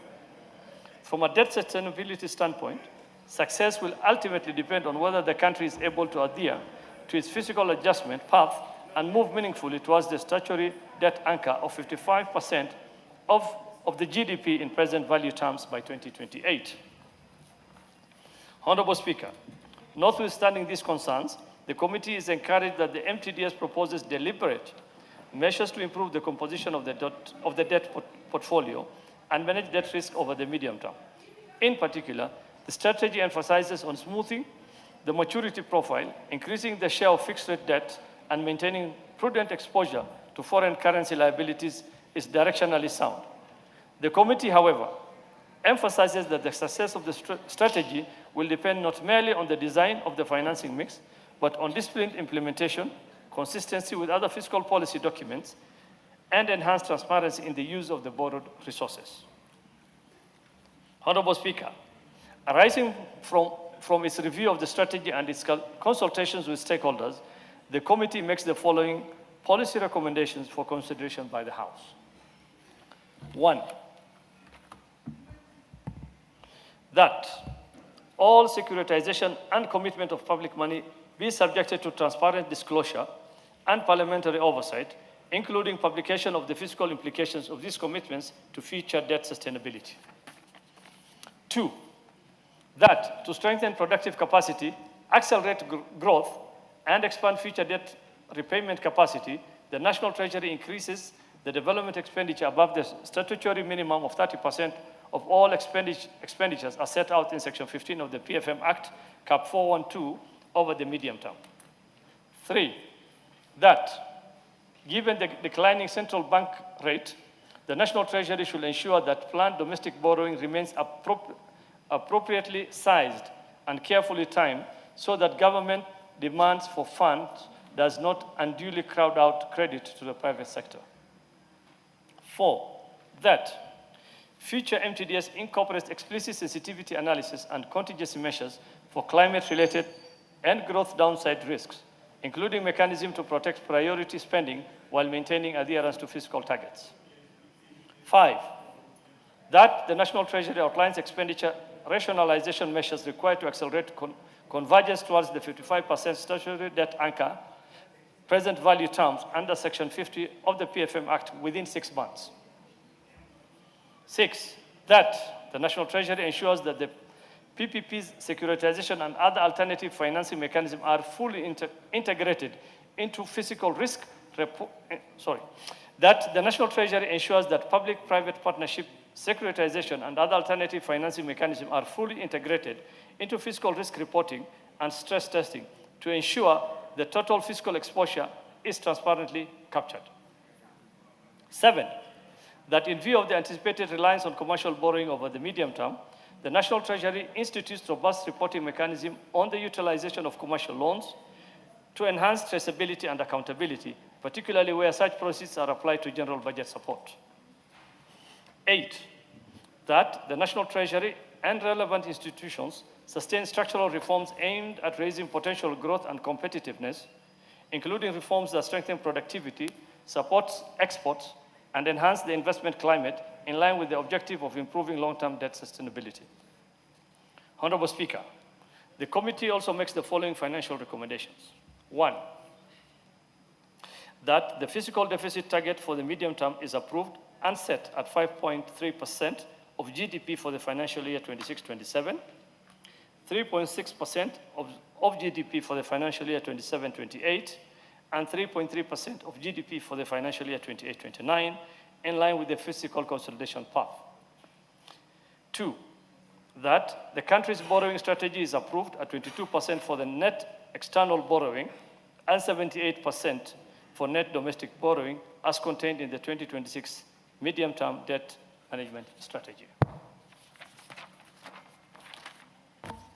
Honorable Speaker, the committee remains optimistic that with sustained commitment to reform and close adherence to the fiscal responsibility principles enshrined in the Constitution, Kenya can progressively rebuild fiscal space, strengthen confidence in public debt management, and place the debt trajectory on a firmer and more sustainable path. The committee therefore presents this report to the House with recommendations intended to strengthen the credibility, transparency, and effectiveness of the MTDS while safeguarding macroeconomic stability and supporting inclusive growth. With that, Honorable Speaker, I beg to move and request Honorable Irene Murembo, who is the Vice Chair of the committee, to second. I thank you, Honorable Speaker. Proceed, Irene. Thank you. Honorable Speaker, I rise to second the report of the Public Debt and Privatization Committee on the medium-term debt management strategy for financial year 2006 to 27 and financial year 2028-29. In seconding this report, allow me to briefly underscore the key considerations that informed the committee's review. Honorable Speaker, first on the macroeconomic and growth outlook, the strategy is anchored on assumptions of average real GDP growth of 5.3% over the medium term, supported by continued activity in agriculture, construction, industry, and services. However, the committee observed that this growth path remains modest relative to Kenya's long-term development ambitions and may not be sufficiently transformative to materially improve debt carrying capacity. In particular, the economy has remained around 5% growth range for some time, while the structural aspirations under Vision 2030 is a target of 10%. And to move the country towards a newly industrializing middle-income economy supported by higher and more broad-based growth, the committee view is that the strategy should now be supported by stronger structural reforms aimed at improving productivity, competitiveness, exports, and private sector activity so that Kenya can gradually rise its growth potentially and strengthen its debt carrying capacity over time. Second, on fiscal policy, the committee observed that the strategy is being implemented in a constrained but manageable fiscal environment. Revenues are projected to improve over the medium term, although they are still expected to average about 17% of GDP, while expenditures remain elevated at 21.5% of GDP. This means that the fiscal deficit will remain a key feature on the medium-term framework, and borrowing will continue to play an important role in financing government operations.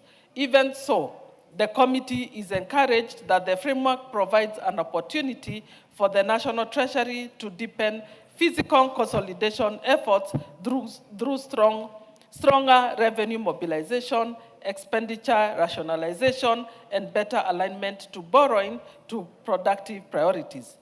Third, on debt strategy itself, the committee appreciates that the MTDS provides a deliberate and structured approach to managing the cost and risk of the public debt portfolio. The proposed financing mix under the domestic borrowing will account for 82% of gross financing and 78% of net financing, while external borrowing will account for 18% and 22% respectively, reflects an effort to respond to prevailing market realities while reducing exposure to external shocks. The committee considers this approach understandable within the present financing environment. However, it proposes that the implementation of this strategy be accompanied by continued efforts to deepen the domestic debt market, broaden the investor base, and carefully calibrate following levels so as to preserve macroeconomic stability. And the last one, on the main risk of the debt outlook, the committee observed that the medium-term debt path remains exposed to refinancing pressures, elevated debt service obligations, continued reliance on domestic borrowing, and the growing role of commercial external borrowing. There are also broader physical risks associated with contingent liabilities, PPP, securitization, and other alternative financing mechanisms. However, the committee takes the view that these risks can be better managed through improved reporting, stronger physical risk disclosure, more active liability management, and closer integration of all public liabilities into the physical framework. In that regard, the report before the House proposes practical recommendations intended to strengthen transparency, accountability, and long-term debt sustainability. Honorable Speaker, the committee is convinced that withstanding the challenges currently facing the debt environment, the proposed MTDS provides a credible framework for strengthening public debt management over the medium term. I concur with the chairperson and the committee that what the country now requires is disciplined policy implementation, greater efficiency in utilization of public resources, and stronger physical consolidation anchored on supporting growth and industrialization. Through these measures, Kenya can progressively reduce debt vulnerabilities and place the public debt trajectory on a firmer and more sustainable path. For these reasons, and in support of recommendations contained in the report, I beg to second. Thank you.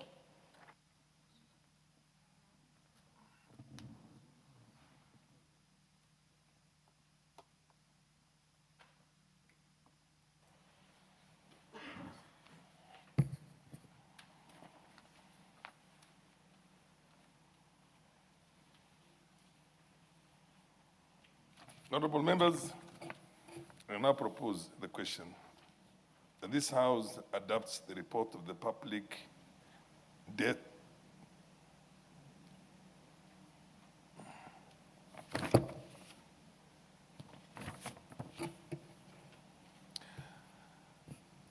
I propose the question that this House adopts the report of the Public Debt and Privatization Committee on its consideration of the medium-term debt management strategy for the financial year 2026, 2027 to 2028, 2029, laid on the table of the House on Wednesday, the 25th of February, the year 2026, and pursuant to the provisions of sections 15(4) of the Public Finance Management Act of 2012 and Standing Order number 232A, 7 and 8. A, approves the medium-term debt management strategy for the financial years 2026, 2027, and 2028, 2029. And B, makes the policy and financial resolutions contained in the schedule to the order paper. Wilberforce Oundo. Thank you, Honorable Speaker. Let me also stand here to support the report by the Public Debt and Privatization Committee on the medium-term debt strategy, management strategy for the financial years 2026, 2027 to 2028, 2029. Honorable Speaker, the strategy, the medium debt strategy provides that the domestic borrowing will account for 82%, external borrowing will account for 18%. And this debt mix, in their own report, the intention is to minimize exposure to exchange rate and external rollover risks, and also to leverage local market depth and enhancing productivity of the funding. Honorable Speaker, the report, in its own report, clearly indicates matters we have been talking about in the public forum that have actually been confirmed by this report presented to us here, Honorable Speaker. The first thing and important thing, Honorable Speaker, is that according to Central Bank of Kenya, the national debt, Honorable Speaker, has grown from approximately 9 trillion in 2022 to approximately 12.25 trillion by the end of 2025. That, Honorable Speaker, is about 3.5 trillion in 3 years. In simple terms, we are saying the country has been borrowing on average 1.1 trillion each financial year. Honorable Speaker, this again brings back to the obvious question we ask. When the current regime was campaigning, it campaigned on the theme or on the promise that they will not borrow. That borrowing was bad, borrowing by the previous regime, which the current president was part and parcel of that regime, was a bad economic policy, yet have continued to borrow unabatedly. Honorable Speaker, the second issue that comes out very clear, and many people have talked about it, the issue of odious debt. Honorable Speaker, out of the 3.5 trillion borrowed from 2022 to 2025, and this was picked out by the memorandum presented by various members, we are unable to clearly indicate how that money has been used. Secondly, Honorable Speaker, this report brings out the dire strait, the dire situation, structural situation this economy finds itself in. We have been told all over the press, in political rallies, on top of car rooftops, on podiums, that the economy is stable and the economy is doing well.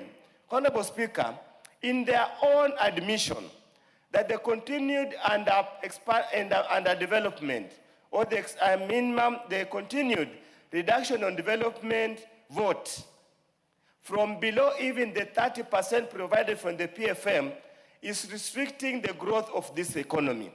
It's actually restricting the growth of local generated revenue. And then they keep on telling us, we are doing well. We are not doing well. Honorable Speaker, we are again out of this, told that at this rate, the way where we stand, any change, be it a local change, a local shock, an external shock, will put Kenya at a peril of debt default. Because we are almost at the choking point. Yet why we're borrowing money, what we are doing with it cannot be seen. Thirdly, Honorable Speaker, and this we have talked about, securitization and whatever arrangement we have. It's true, Honorable Speaker, and it's important the committee must be alive to it. This is debt. And because of this, we are choking the ability of this country to borrow any further. because we are committing revenue that does not exist now. We are prospecting, we are proposing, yet that revenue is not now. That revenue alone is constricting. Finally, Honorable Speaker, truth be told, the PFM Act says 55% of the GDP, debt to GDP.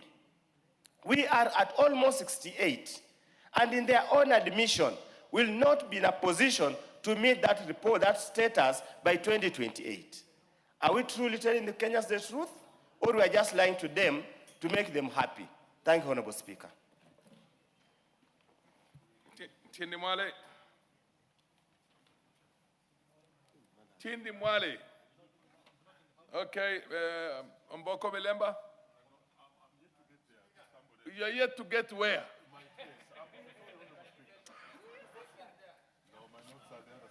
The Honorable Kenya Doku. Thank you, Mr. Speaker, for this opportunity to give my comments on medium-term debt strategy as presented by the National Treasury and our report therein. I am a member of Debt Committee.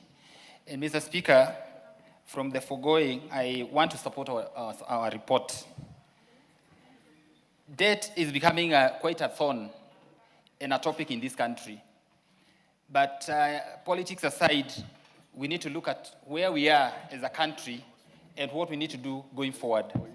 Mr. Speaker, in the year 2023, we did amend PFM Act and came up with Section 50. Actually, amendment was on Section 50, whereby we stated that by the year 2028, we must be at 55% plus or minus 5 in terms of debt to GDP in present value.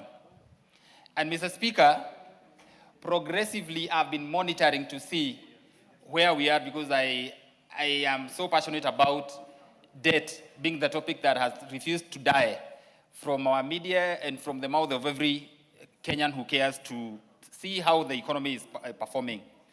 And Mr. Speaker, as we were engaging the National Treasury, we asked for projection as to see whether by the year 2028, we're actually going to be at where we envisaged when we set the law, Section 50, to make sure that we are at 55% plus or minus 5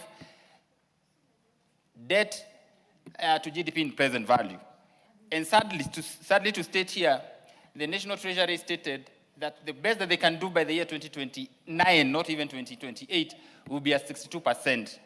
And therefore, indeed, if you're not going to relook into our law, then it means that they're going to be in breach because they will not hit the 60% and below as was envisaged when we passed PFM Act, Section 50.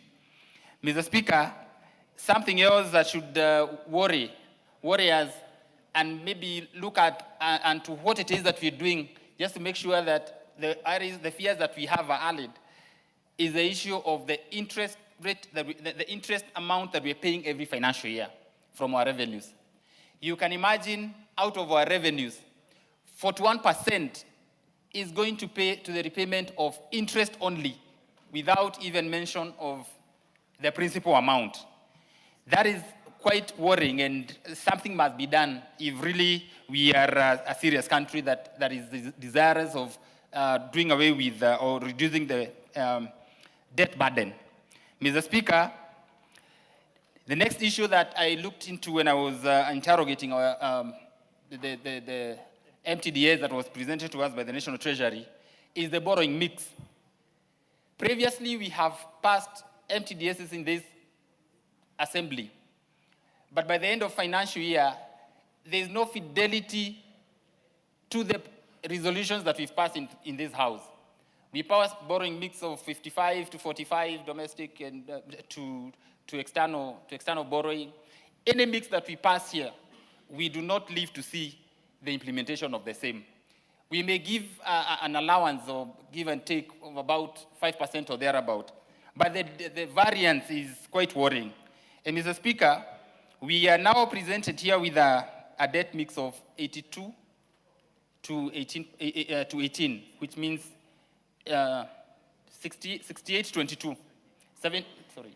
It's 78 to 22 years, so that we get 100%. And Mr. Speaker, that is to say we are going to borrow domestically or locally 68 shillings for every 100 that we borrow. 68 shillings are going to come from domestic market. That is to say we are going to mop up all the monies that are within our republic. You know, we have to borrow that money and compete with private sector. And I got worried and asked the National Treasury, what is it that you're going to do to make sure that interest rates do not shoot? If at all we're going to be, if our market is going to be demand and supply, controlled. And Mr. Speaker, as they responded, they said that the government through CBR, through the enforcement of CBR, they're going to make sure that the interest rates are within the favorable reach. Well, that is for us to see, but there's something to worry us as a country. We must not do and assume that it's business as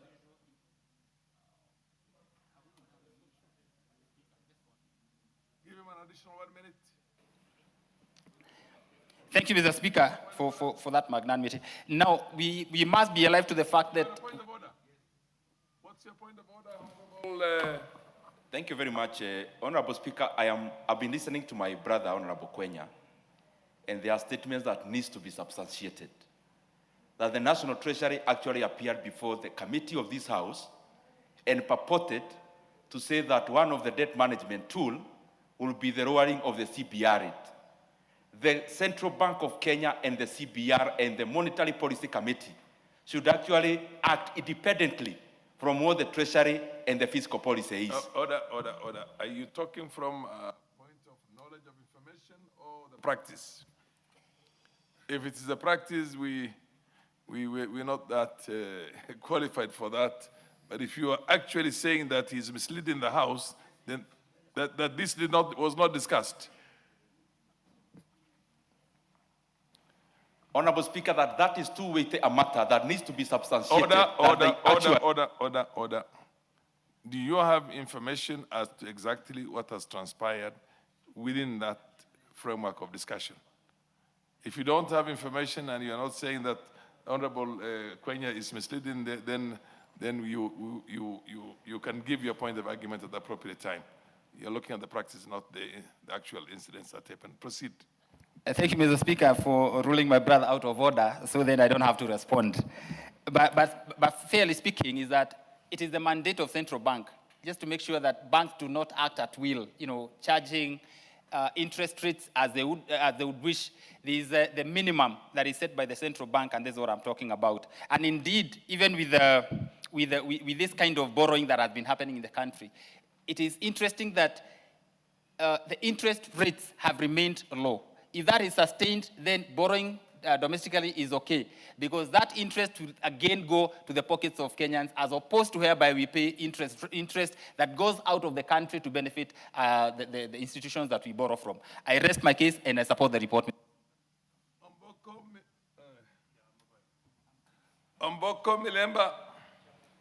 Thank you, Honorable Speaker, and I thought we were speaking for 10 minutes. I realized it's much shorter.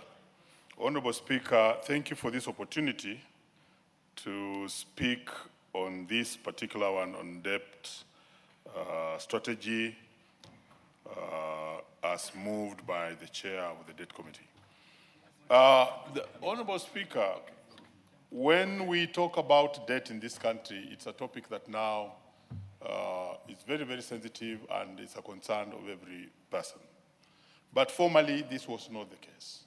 And therefore, I also want to thank this House that over and over the years, and specifically the 13th Parliament, it has introduced the Committee on Debt, and which is actually helping us to oversight everything around debt and the debt management strategy in the medium term.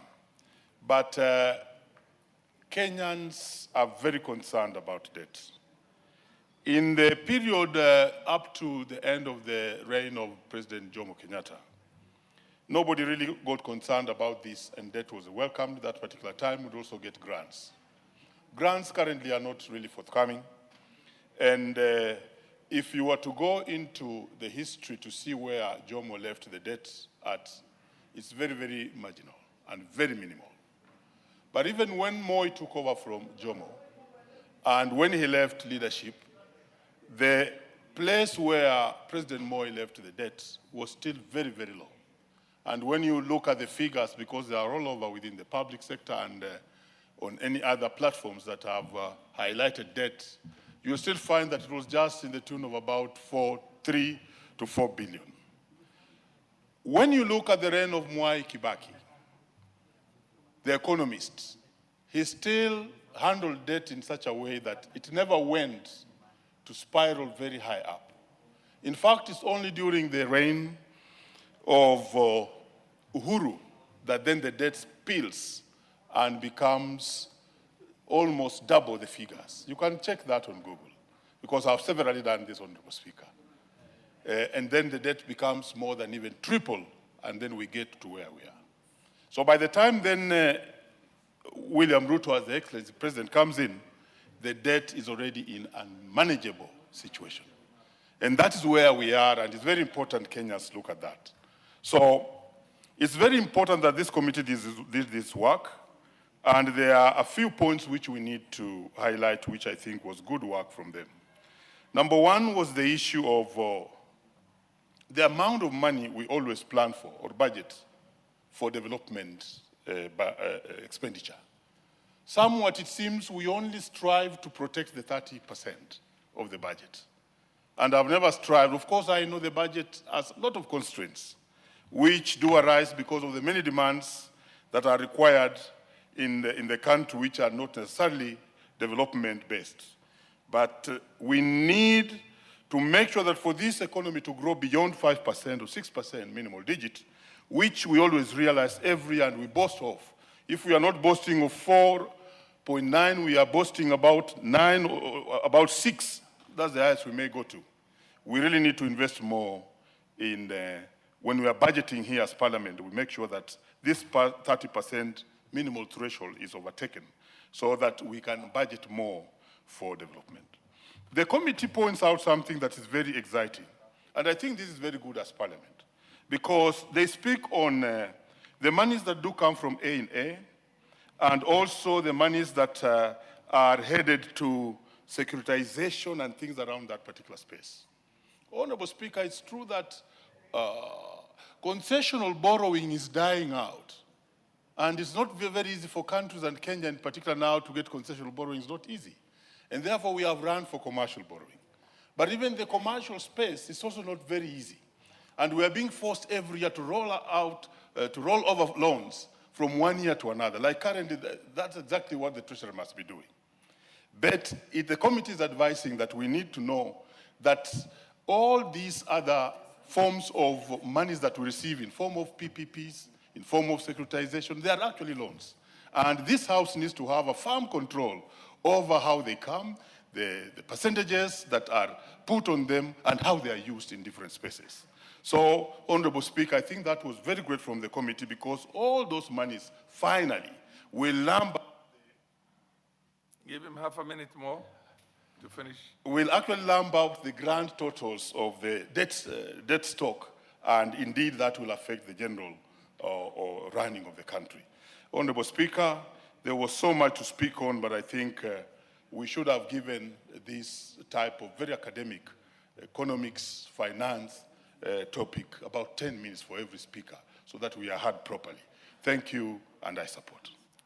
Honorable Elachi Beatrice. Thank you, Mr. Speaker. Mr. Speaker, I also rise to support the report, but also to try and see if indeed as a country we can agree with what the committee is saying, but also look at our own macro context and ask ourselves whether we are on the right direction, Mr. Speaker. Mr. Speaker, if we do not tighten our global liquidity, then as a country we are going to still have all these challenges we are talking about. And you realize when we started borrowing, at that time, we agreed we are borrowing, Mr. Speaker, to look at the big projects that we would want to do in the country. I think the challenge has been while we do the big projects, and they did not start with our president today, we must accept that those who started, by the time, Mr. Speaker, we were also even going just for the different resources that we went out of the country, there was somewhere we went wrong. And it cannot be that even at this time we can come and blame His Excellency the President to solve that problem.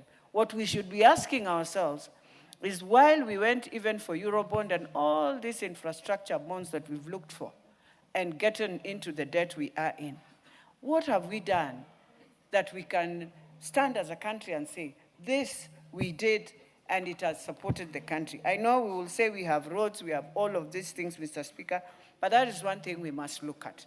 Tightening our global liquidity. Remember those who took Eurobond that time, Mr. Speaker, they ended up even having their own interests put on top. And so they've made a lot of interest in it, but leaving the country in a lot of challenges. The second thing we have to ask ourselves, Mr. Speaker, is the exchange rate volatility. You find that you've gone to borrow, you borrowed at that time, but you borrowed at a very high exchange rate. And we have not even used the resources, Mr. Speaker. We've not even taken the money, but you've reached a point you're supposed to pay the debt, but you have not spent even that debt. And so how do we now make sure that we support government to ensure some of these debts that we have and we've not spent, we've not even taken the monies, but you find that the time frame, Mr. Speaker, of about to pay is about to arrive. We need, and I'm hoping Treasury is working on that. As much as I read within the report, they must work and ensure some of these debts can be cancelled and see whether we go into the much lower debts that you will be able to repay and to service. Mr. Speaker, the other thing we need to ask ourselves is the domestic versus external debt ratio. I think this is something now that we have to go back and ask ourselves whether that works. Whether we want to continue with external or we can go within domestic and see which one is more liable for our country and also to citizens who are the ones who are paying these debts.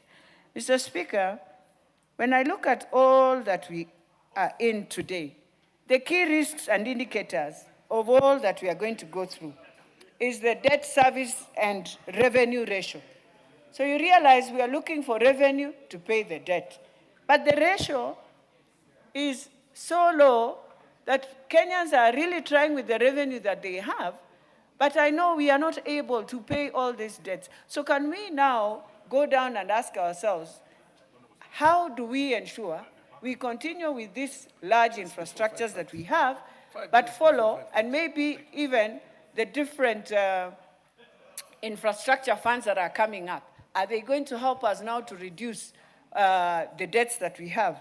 You realize we are about to get into, I think 26, 27, 27, 28, Mr. Speaker, as I finalize, we shall find ourselves again, very soon, being told we have to pay the remaining amounts that were for Eurobond.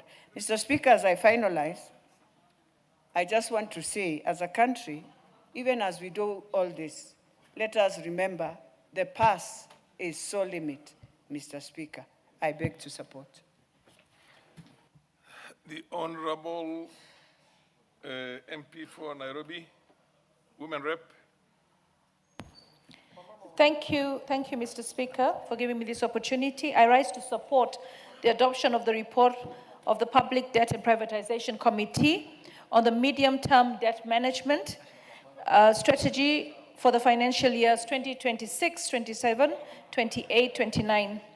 I commend the committee for their thorough examination of the strategy and for the clear policy and financial resolutions contained in the schedule before this House. Honorable Speaker, debt in itself is not the enemy. Indiscipline, debt is. The report outlines a fiscal consolidation path, reducing the deficit from 5.3 to 3.3 of GDP over the medium term, and proposes borrowing mix of 22% external and 78% domestic borrowing that signals seriousness and discipline. But as we adopt this report, we must be clear. We must reduce the deficit, but not at the expense of growth. We must balance our books without shrinking our economy. If we tighten fiscal without protecting development expenditure, which the committee correctly emphasizes, we risk slowing the very growth that will help us repay this debt. I strongly support the recommendations that the development spending must remain above the statutory minimum threshold, because the only sustainable debt is strategy in growth. Honorable Speaker, this report rightly calls for transparency in securitization, private-public partnerships, and alternative financing mechanism. That is critical. If it creates fiscal risks, Parliament must see it. Hidden liabilities undermine public trust. Debt is intergenerational. It is about whether our children will inherit opportunity or obligation. When we look at the President's focus on infrastructure, power stations, dams, affordable housing, sporting facilities, schools, hospitals, smart agriculture, we see borrowing directed towards productive assets. Housing in particular deserves careful reflection. The housing levy was introduced as a structural funding mechanism for affordable housing. That reform was bold and necessary. However, demand far exceeds what the levy alone can sustain. As we implement this strategy, we must ask, can we optimize existing mechanisms like the levy before increasing borrowing? Can we strengthen PPPs and private capital participation to reduce pressure on public debt? If we can inject more into housing delivery without increasing debt exposure, then we enhance fiscal prudence while accelerating social impact. Because housing is not just about houses. It's a stimulus. It creates jobs, it strengthens SMEs, it builds household assets, and it expands our tax base. If debt builds power stations, it drives manufacturing. If debt builds dams, it strengthens food security. If debt builds housing, it creates jobs and dignity. If debt builds schools and hospitals, it strengthens human capital. This is what strategic borrowing is all about. Let us therefore adopt this report with clarity, borrow for productivity, not consumption, disclose all fiscal risks, optimize internal financing before expanding debt. If we do that, our children will not only inherit obligation, but they will also inherit opportunity. I support the report, Mr. Speaker. Thank you. Raso Dida. Dido. Thank you very much, Honorable Speaker. Honorable Speaker, I rise to support the report by the committee. Listening to them, I think the famous saying, as far as debt is concerned, is to cut your cloth according to your size. We all know in this house that debt is necessary for countries to grow, even at the individual level. You must borrow sometimes to make ends meet. Mr. Speaker, what I expected the committee to lay out is what are the positive macroeconomic indicators to give us the futuristic. What is the future? How does the future look like as far as the Kenyan economy is concerned? We are not safe from vagaries of international financial systems and problems that occur many, many miles in Europe, in America. Of course, they will affect us because our economy is not insulated from the rest of the world. Mr. Speaker, the revenue of 17% if indeed they are true to what they have presented, it has been there for quite some time.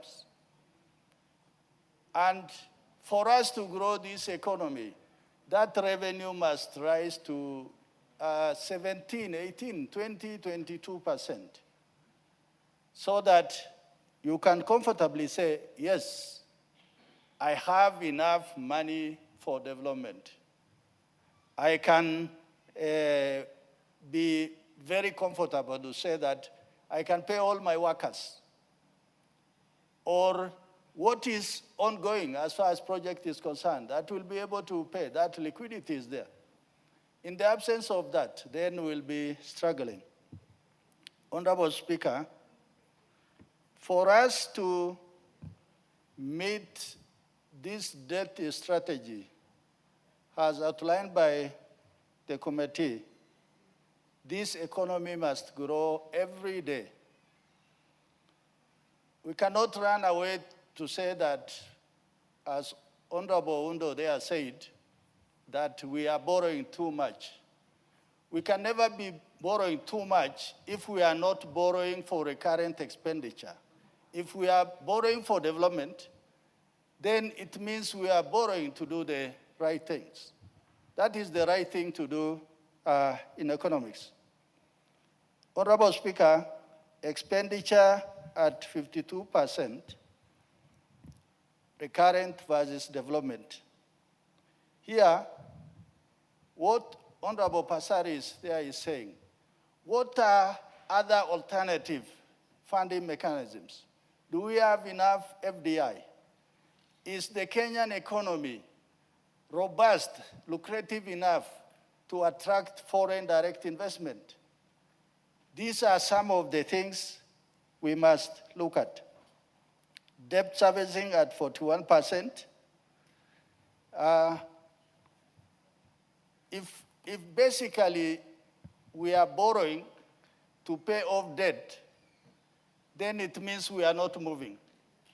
But if we are borrowing, at the same time we are able to pay, developing, and then we have enough liquidity in the marketplace, then at least that in economics, that is progress.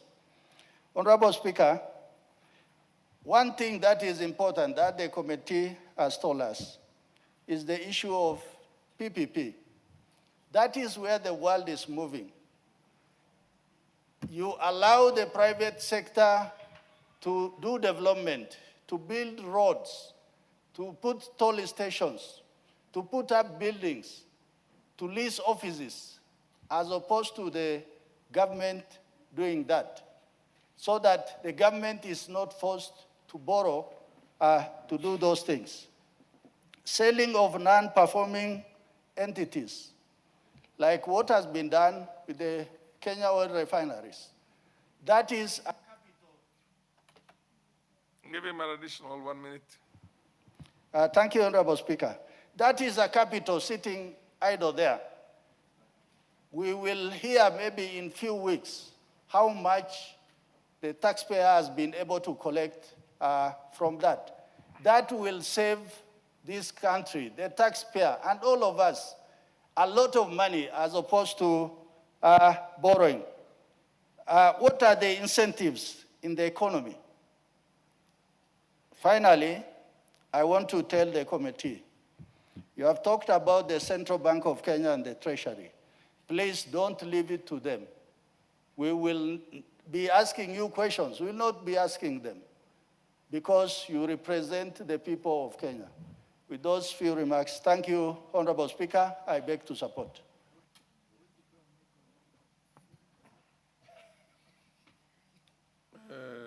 Basil Robert, followed by Ndindi. Thank you, Mr. Speaker.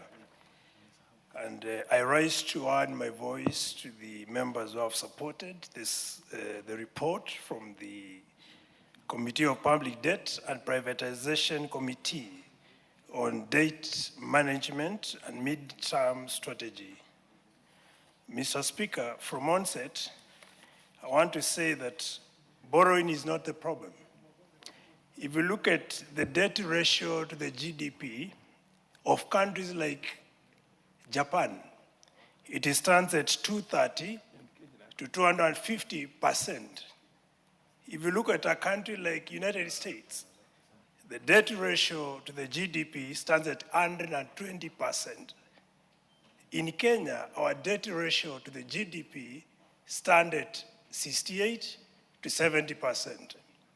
But now the question is, how do we use the money we borrow?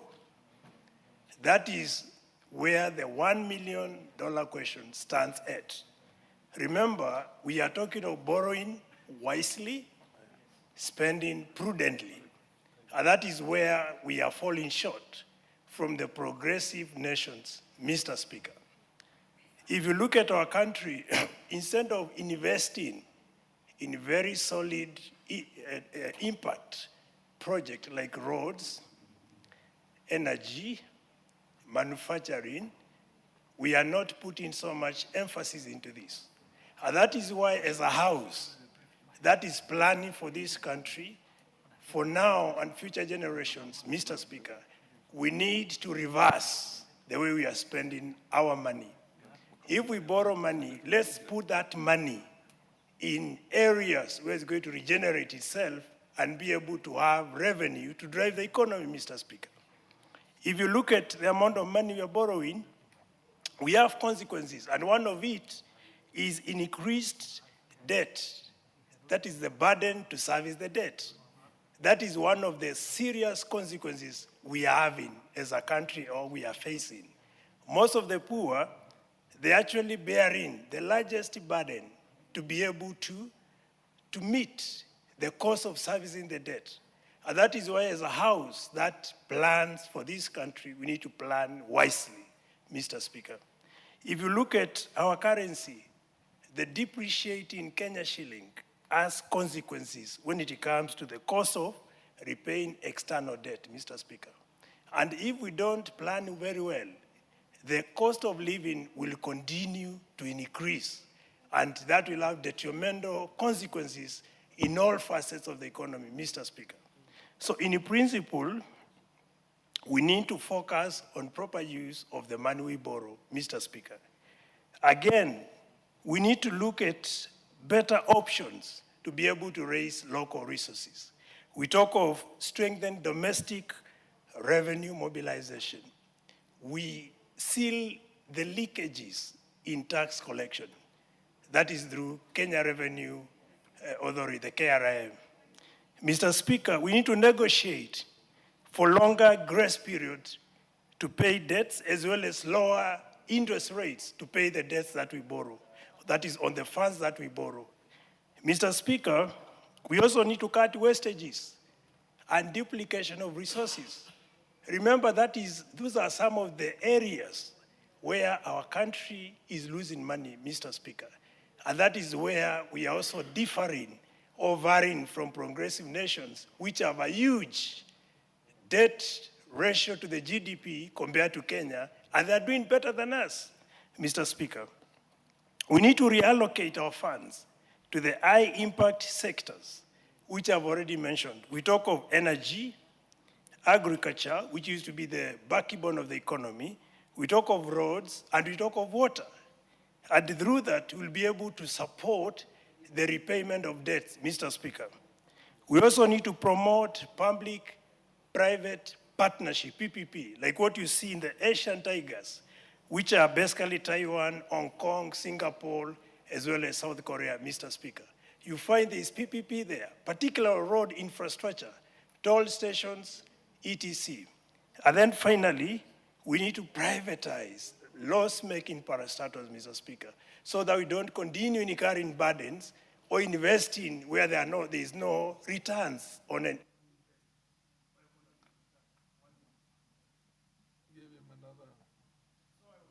I was trying to summarize my own summary. 1 minute, yeah, proceed. Yes, by saying that we need to realign on how we invest to ensure there is economic returns on investment, so as we don't continue pumping money where there is no return coming out of it. So with those few remarks, Mr. Speaker, I support the report, and it's important we take all these into considerations to move our country forward and our economy, make it better than it is today. Thank you. Thank you very much, Mr. Speaker, for this chance to contribute to this very important motion.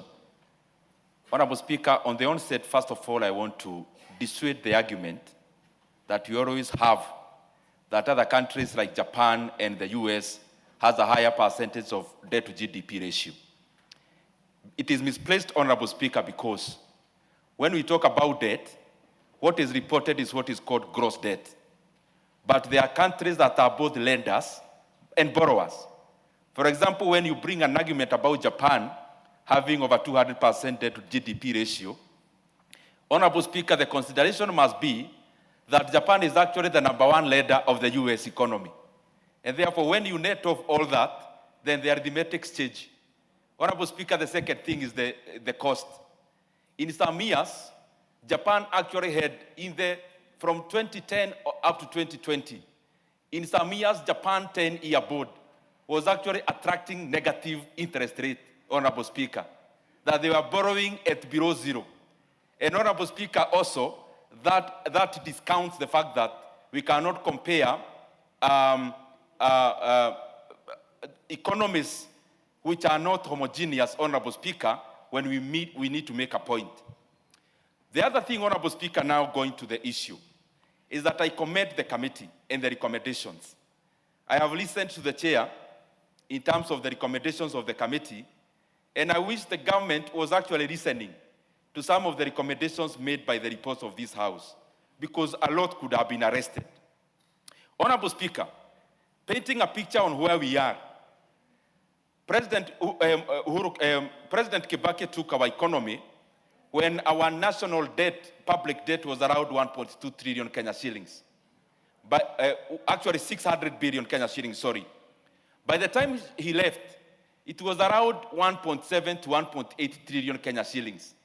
Meaning the entire 10-year tenure of President Mwai Kibaki, our country borrowed a net of 1.2 trillion Kenya shillings with all that we saw in terms of economic development. President Uhuru Kenyatta, Honorable Speaker, of course with the Deputy President, who is the current President, took the debt from the then 1.7 trillion, Honorable Speaker, to around 8.7 trillion in 10 years, Honorable Speaker. Honorable Speaker, now this administration, in the 3 years and some months that has been there, the debt has grown from 8.7 trillion Kenya shillings to over 12.5 trillion Kenya shillings, meaning we are borrowing over 1.2 trillion Kenya shillings per annum, Honorable Speaker, on the regular book. There are other loans that we already borrowed outside of the main book. It means, therefore, Honorable Speaker, that Kenya currently is borrowing over 4 billion Kenya shillings every single day. That we are here on a Thursday, Honorable Speaker, by the close of this Thursday, Kenya will have borrowed approximately 4 billion Kenya shillings every single day. And Honorable Speaker, this money is not part of what we see with our eyes, what is growth. Everything that is happening in the road sector is not part of this loan. It is another odious loan called securitization. Everything happening in the construction of stadiums is actually not part of the 4 billion we are borrowing every day. It is another odious debt called Talanta Board, or Honorable Speaker, the board that was listed recently. Honorable Speaker, anything that is happening in the bombers of Kenya is also not part of the 4 billion Kenya shillings Kenya is borrowing every day. That is another odious debt, Honorable Speaker, where we have given up our tourism fund, Honorable Speaker. Honorable Speaker, the current debt levels in Kenya, I can dare say facing the cameras, that we are now a Ponzi scheme. And to prove the point, I would challenge the National Treasury to go only 2 months without raising money domestically. We will not be able to even pay the salaries, Honorable Speaker. And this report has actually betrayed the many narratives we hear in political gatherings, where we are told by people wearing suits and ties oh, we have stabilized the economy. But this report, Honorable Speaker, has torn all those lies bare, that in terms of debt, Kenya is in red. The second thing, Honorable Speaker, I want to highlight, that in the debt management strategy that we have, that we want to borrow as a country 78% domestically and only 22% outside. What is this, Honorable Speaker? This is basically crowding out money that should go into the private sector. But this is the major point, Honorable Speaker. Kenyans need to know the reason why we are heavily borrowing domestically other than foreign. It is because of one reason, Honorable Speaker. We are running away from accountability and responsibility. IMF lets Kenya at around 3% on concessional borrowing. Why would you, in a sane mind, leave money on 3% interest rate and go and borrow money on double digit, Honorable Speaker? How can that happen logically?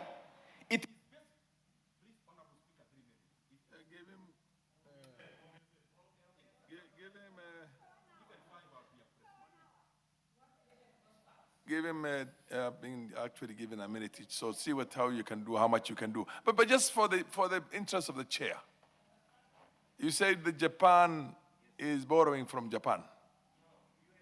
I can make the point. Japan is borrowing from itself. That's why it's got a 240 something. Where does it borrow from? If you possibly add me 3 minutes so that I clarify that also. No, I'll give you more time, but just for the interest of the chair. This is the point. reason why Japan, the debt of Japan, the government of Japan's debt is not as dangerous as ours. It's because it's not borrowing from outside. Domestic borrowing. And at the same time, you find fault also with the domestic borrowing in here.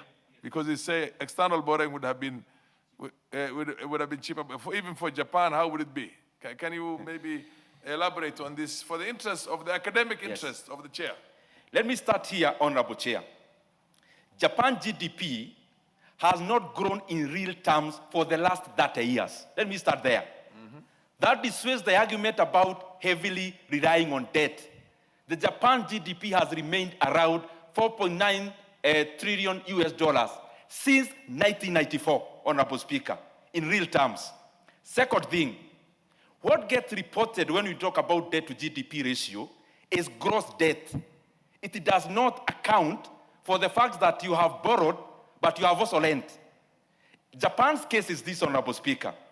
Japan, when we report the debt to GDP ratio over 200%, it has not accounted for the fact that Japan is the number one lender to the US, Honorable Speaker. Japan is also a lender to Kenya. That is not discounted. When you discount that, the debt to GDP ratio climbs down drastically, Honorable Speaker. That's the point. But the other issue of domestic and foreign. Honorable Speaker, Japanese debt relies, yes, domestically in terms of resource mobilization. But you look at the cost. Japan can actually afford to borrow domestically at 0.5% and lend to another country at 3%. They will be in business, Honorable Speaker, because their money is cheaper that is coming in than the money that is going out, Honorable Speaker. And therefore, the issue about comparing Kenya and Japan and the US, when we need to make a political point, is totally out of place. Can I now go to my 1 minute? Except the fact that you're saying the US borrows from Japan heavily, but the GDP to the, what do you call? GDP, debt to GDP ratio. Debt to GDP ratio in the US is over 100% of the US economy. Over 100% of the GDP. But then it does not borrow. I'm trying to look for a line that, you can, get the dots, Okay. Connect the dots. On the one hand, in Japan, they borrow domestically and lend externally. Yes.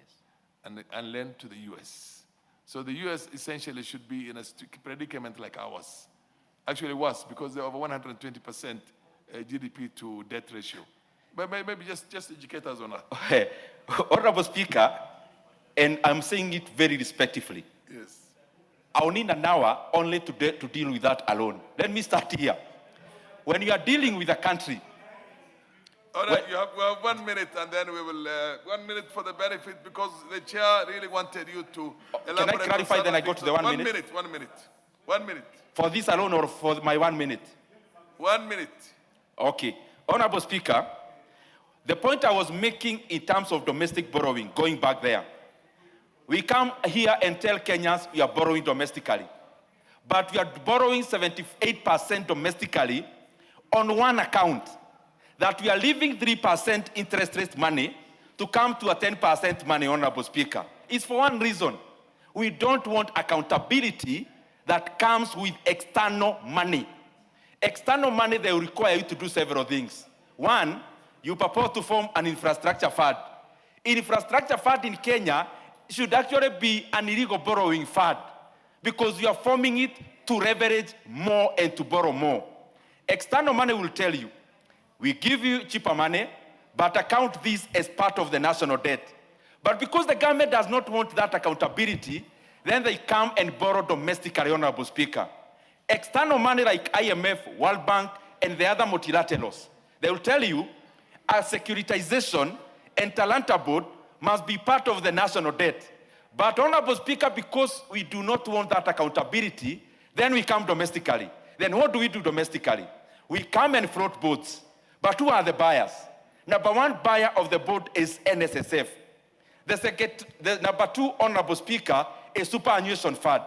And therefore, basically, part of this money is actually government borrowing money, its own money, Honorable Speaker. It's actually borrowing money that is meant for workers, Honorable Speaker, because phone calls can be made and NSSF can, in a manner that is not optimal, then channel resources there, Honorable Speaker. We need to know, Honorable Speaker, that the tendency we are on cannot perpetuate forever. We will soon be like Senegal and later on like Ghana. But I hope the decision makers can realize that the stability of our economy is more important than the current. What's your point of order, Honorable? Although the Honorable Ndini Nyoro has, what's your point of order? Thank you, Mr. Speaker. Actually, Ndini is my good friend, but I also wanted to tell him the point we are driving home is prudent use of the money we borrow. And actually, if you talk of Japan, the money they borrow is locally borrowed. You should actually compare a country like Morocco. Morocco, the debt ratio to the GDP is 70%, which is at the same level with Kenya. But you see, Morocco is doing better than Kenya by far. Not export alone.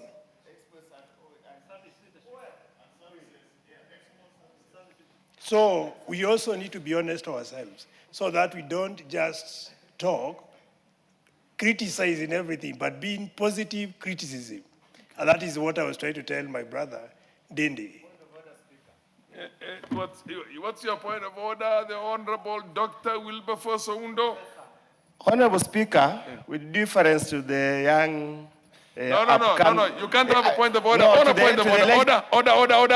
Order, Wilberforce. You cannot have a point of order on a point of order.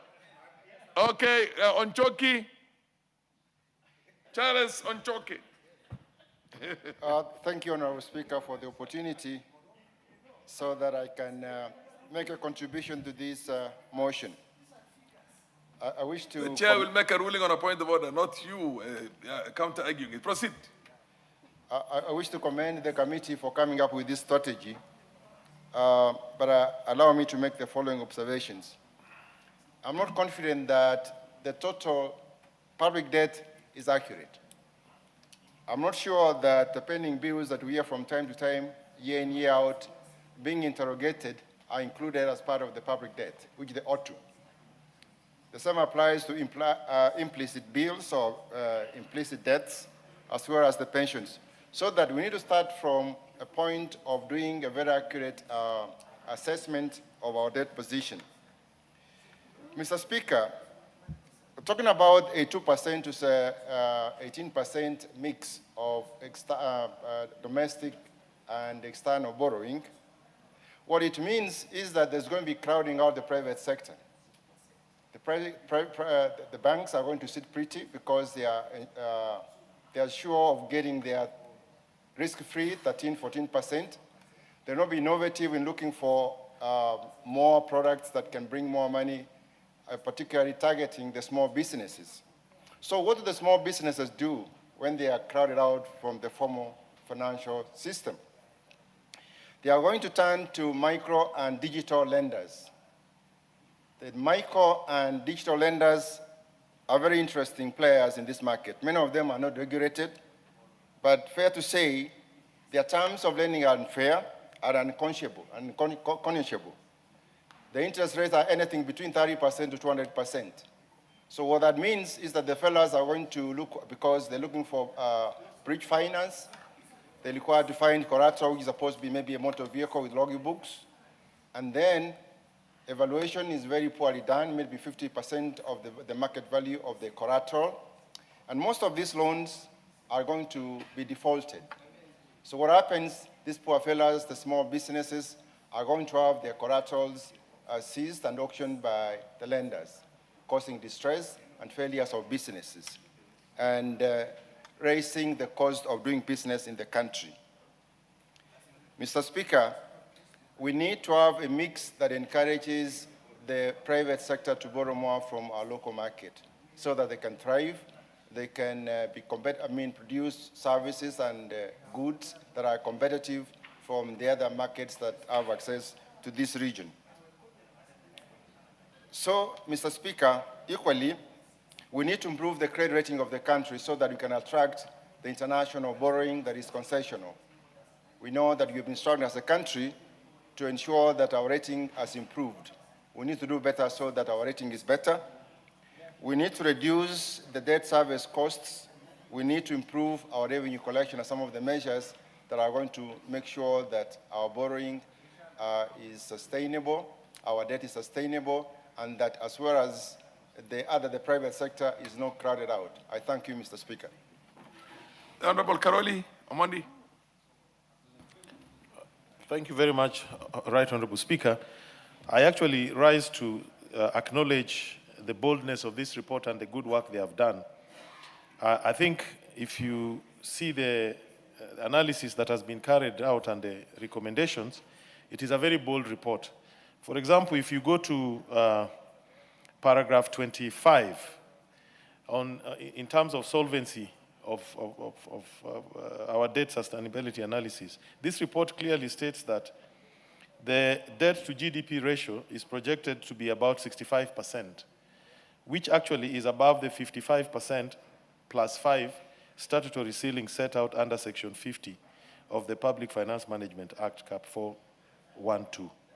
They even go further to say that the targets that have been set, even in 2028, are unlikely to be met. I mean, this is very frank. And I think the country is being given the true picture of our debt situation. Paragraph 26, liquidity perspective. Debt service to revenue, as well as debt service to export ratios, are expected to breach the limits over the medium-term horizon. Honorable Speaker, what is clearly being said is that Kenya's current debt situation is close to what you call debt distress levels. But, Honorable Speaker, whichever parameter you look at, whether it is risk of external debt distress or overall risk of debt distress, all those parameters, the results are that they are very high. And I think this report gives a very true and accurate picture of our situation. But what probably Kenyans need to remember is, how did we get into this? We should remember that in 2014, Kenya was reclassified from a low income to lower middle income economy. The reason why this was done, I think they call it rebasing, was that Kenya would then have the capacity to borrow from international financial markets. But what was not properly explained to Kenyans was that the opposite of that would be that we would lose access to other interest-free loans and grants, like what Honorable Ndindi was describing, certain World Bank or Bretton Woods support system. And the net effect of this is that we have begun to borrow from commercial markets, which are more expensive than like with the Eurobond, which we were not even able, the first Eurobond we were not even able to pay. We then refinanced it and borrowed more. And we are now in that famous cycle of African countries who have gone to Eurobond style of always refinancing and recycling that debt. Concessional loans, such as the ones you get from IMF and the World Bank and other multilaterals, would, as Honorable Ndindi has correctly said, would average about 3% interest rate plus service charge and capacity, whatever it is. But commercial loans are anywhere between 8 and 12%. Actually, because of this rebasing, because of this reclassification of Kenya from lower income to lower middle income economy, our debt to GDP ratio rose from 2011, it was at 36% to 68% in 2025. And in 2021, we actually entered into an IMF program to deal with our debt vulnerabilities. So, Honorable Speaker, I think we need a conversation on this issue. Because even the money that was borrowed from the commercial markets to finance the infrastructure, the investments did not yield the economic output that we expected, either in terms of economic performance or better export performance. And the question now that we need to ask ourselves, must we really insist we are a lower middle income economy, or should we just accept that we are a lower income economy and continue to have access to cheaper loans? Honorable Speaker, there are other issues that we need to talk about when we discuss Kenya's debt problems. One is overpricing and corruption of our projects. The securitization, if you look at the Talanta Stadium, when we did an analysis on it, the financing mechanism, 6 billion, we figured out as a committee of sports that there would be 6 billion excess payment. Bomas of Kenya, there's no transparency there. Nobody knows how that is being financed. There's excessive expenditure. We were being told as recent as last week by the Auditor General that State House spent 2.7 billion in excess of its budget. And Honorable Speaker, unless we do all these things, we deal with corruption, we deal with efficiency, we deal with waste, nothing will change in our debt management. Finally, let me just make a proposal as a way forward. I think it is time to amend the CBK Act to allow subscription to government bonds electronically and in small denominations, just the way we use M-Pesa platform now to buy shares. We should democratize the ownership of borrowing.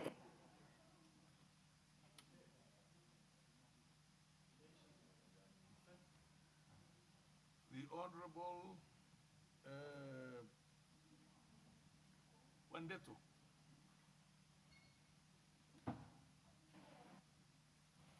Wandeto. Yes. Thank you, Mr. Speaker, for the opportunity to... It's very interesting to... This is very academic, and I think for the benefit of the chair, it is clearly academic, but very, very interesting also, because the U.S. only borrows 3% of its all. I want Ndini Nyoro to hear this. Honorable Ndini Nyoro, the U.S. only borrows 3% of its own total debt, which is 36 trillion US dollars, and they only borrow 1.2 from Japan. And over 80% of the borrowing of the US government is domestic.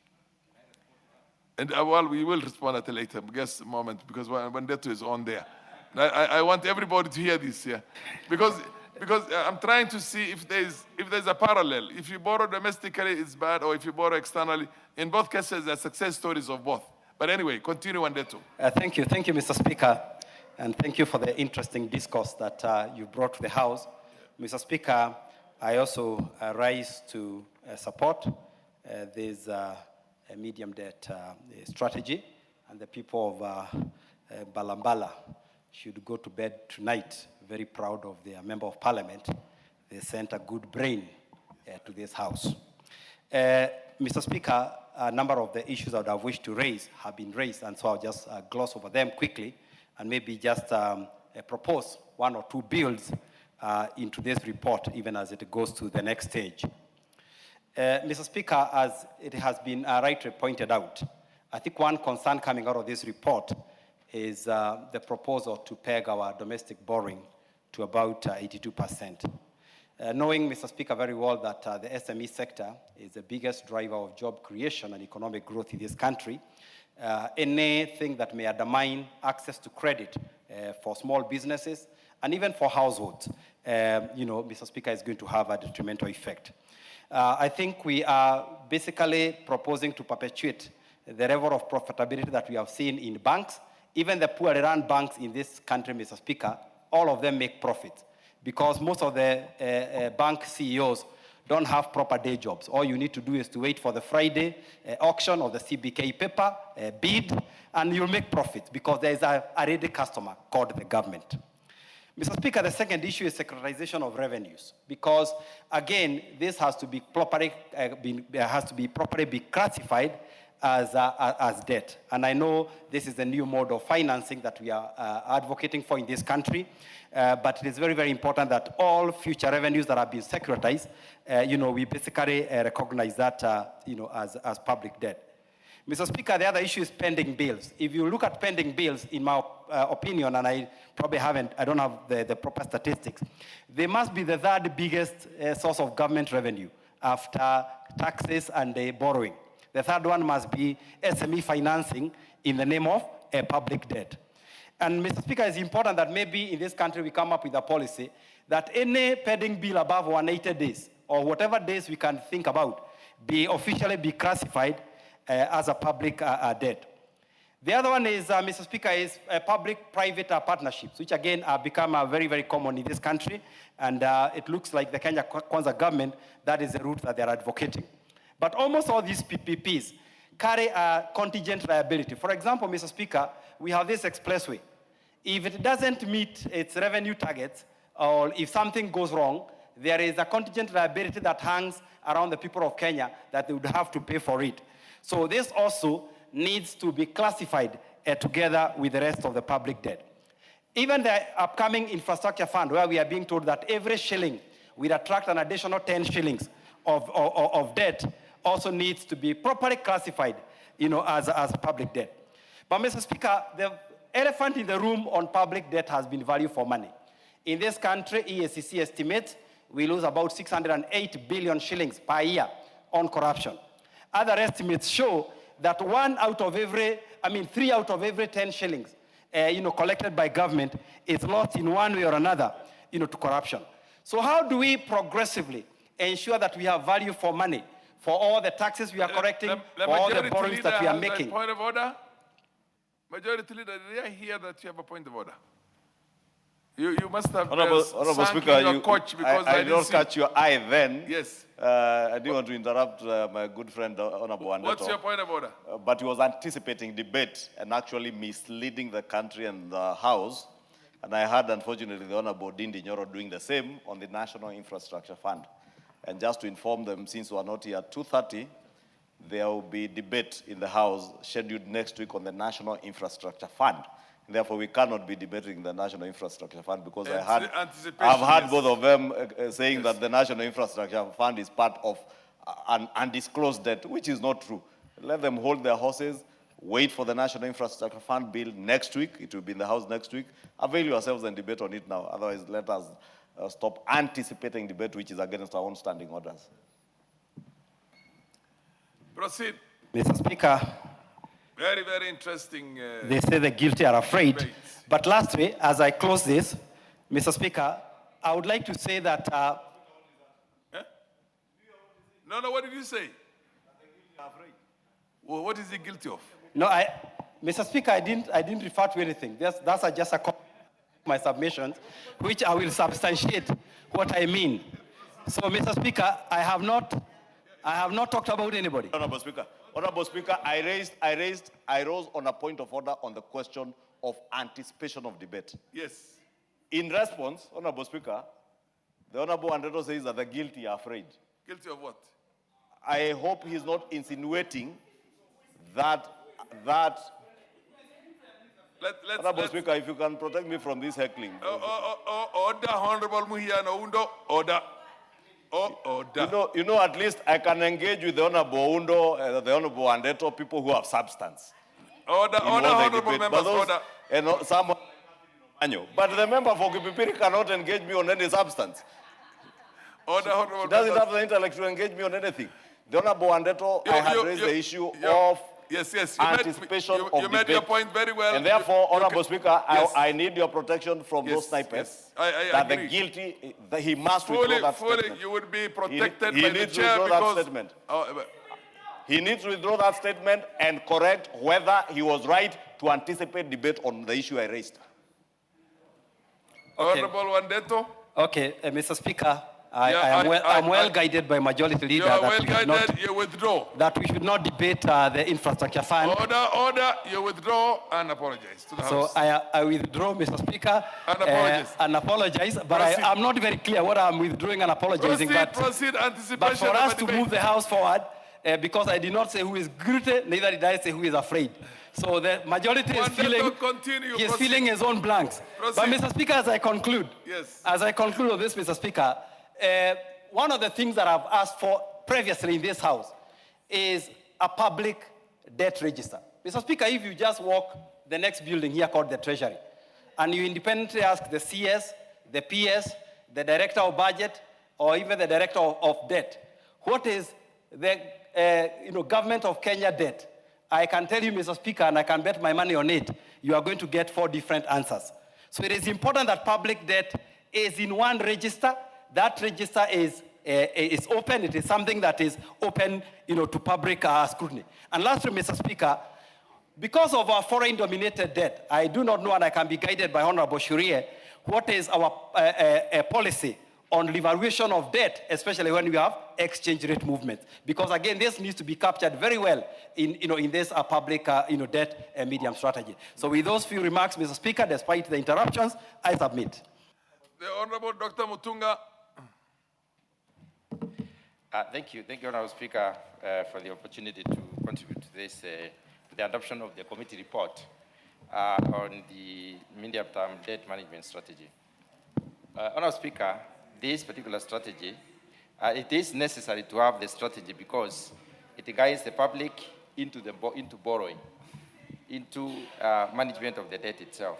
It's also important because it will help us manage liabilities, Honorable Speaker, and also the costs and the risks, so that, Honorable Speaker, we do not get into debt without realizing or rather taking into context exactly what it is that we are borrowing. Honorable Speaker, I've looked at the strategy, and it highlights on many issues as a legal requirement, first of all, and it highlights on government's commitment to maintain public debt at sustainable level. Honorable Speaker, if we did not want to sustain the debt, we wouldn't mind to have a strategy.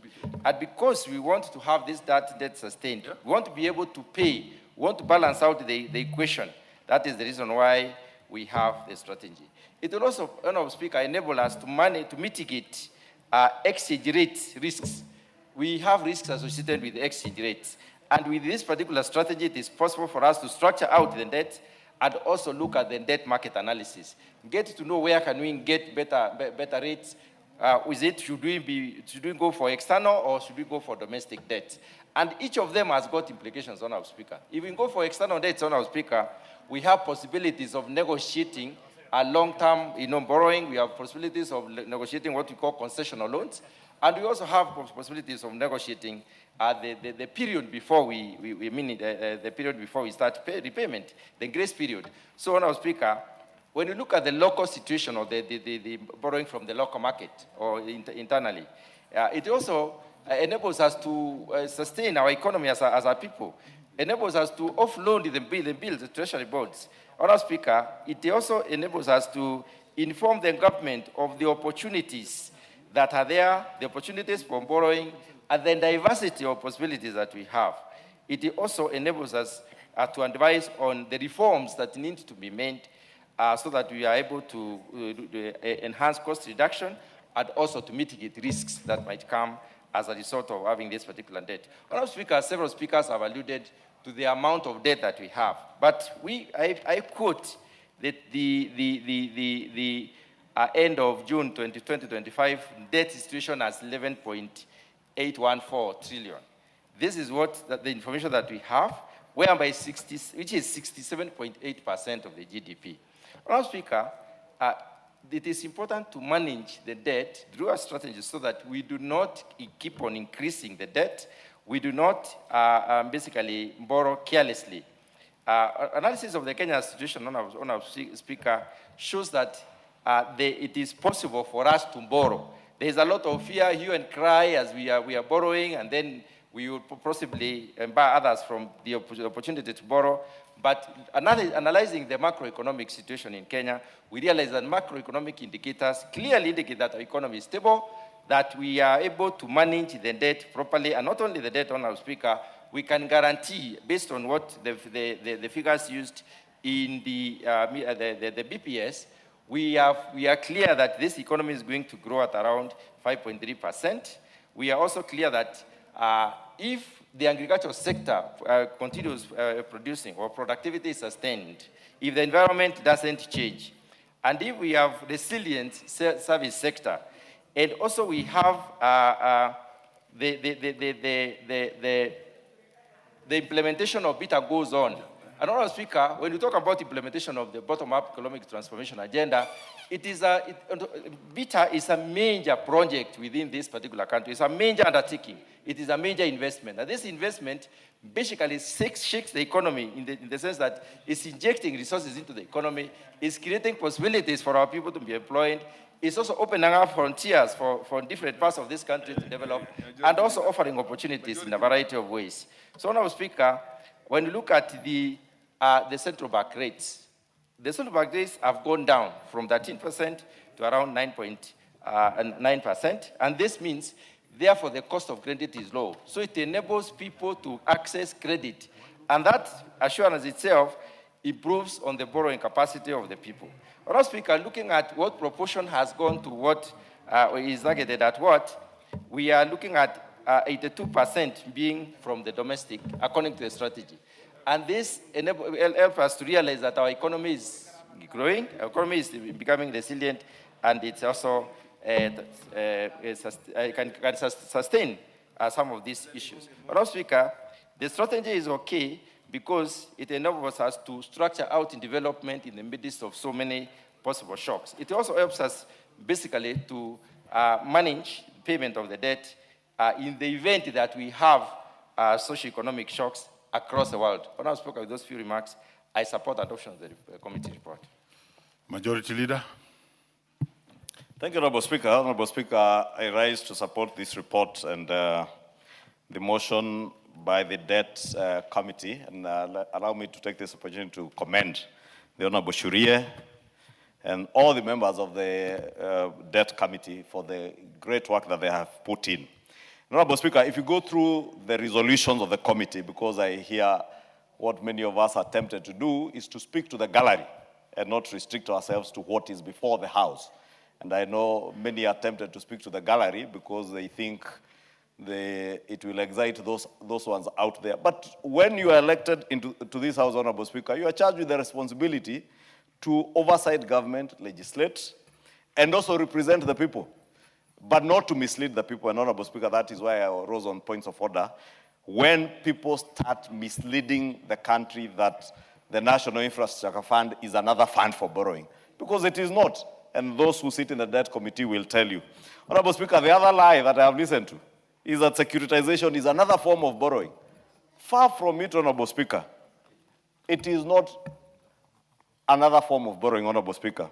Because all that you do in securitization is a conversion of your non-liquid or non-tradable assets into tradable securities, Honorable Speaker. That does not constitute borrowing, Honorable Speaker. And that is exactly why when you securitize, Honorable Speaker, you move the assets that you're doing out of your balance sheet. That is why the securitization process that you have done with your roads is not part and parcel of the balance sheet of the government of Kenya. And that is why the Debt Committee, Honorable Speaker, will not be reporting to you on such issues as part of the borrowing of our country, because they are not part of your balance sheet. And even you as an individual, if something is not on your balance sheet, is neither an asset or a liability on your balance sheet, it cannot be part of your borrowing, Honorable Speaker, because your borrowing will be part and parcel of your liabilities on your balance sheet, Honorable Speaker. Honorable Speaker, allow me to restrict myself to the issues that have been raised by the committee. The real issues that we should be doing as a House, because the Debt Committee has done very well.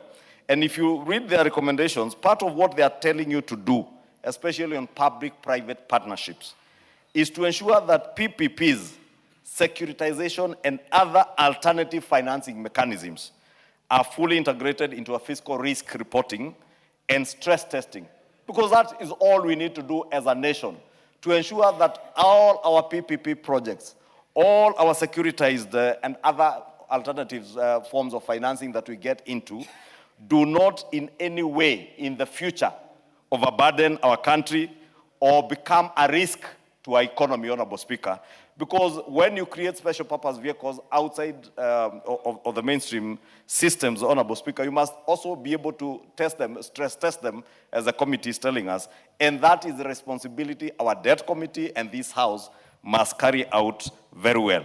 Honorable Speaker, the other good recommendation that I saw is the call for the National Treasury to do what they call risk mitigation plan around the election cycle.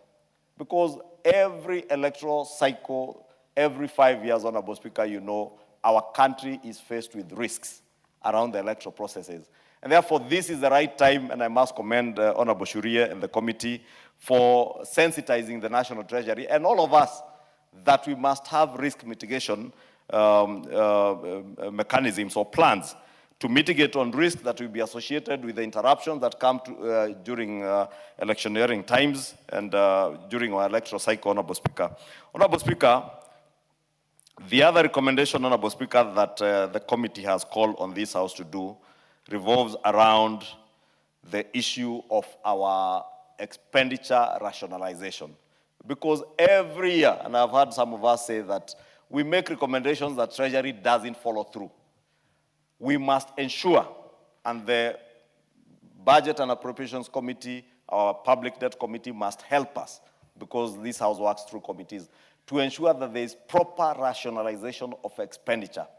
And especially now as we run towards the elections, there are things that will come in for IBC, requirements for IBC, and other security-related issues that if we do not plan ahead of time could be a risk to our costs or expenditure rationalization plans. And therefore, I'll add you three, because thank you, Honorable Speaker. You are a former chair of budget. Yes.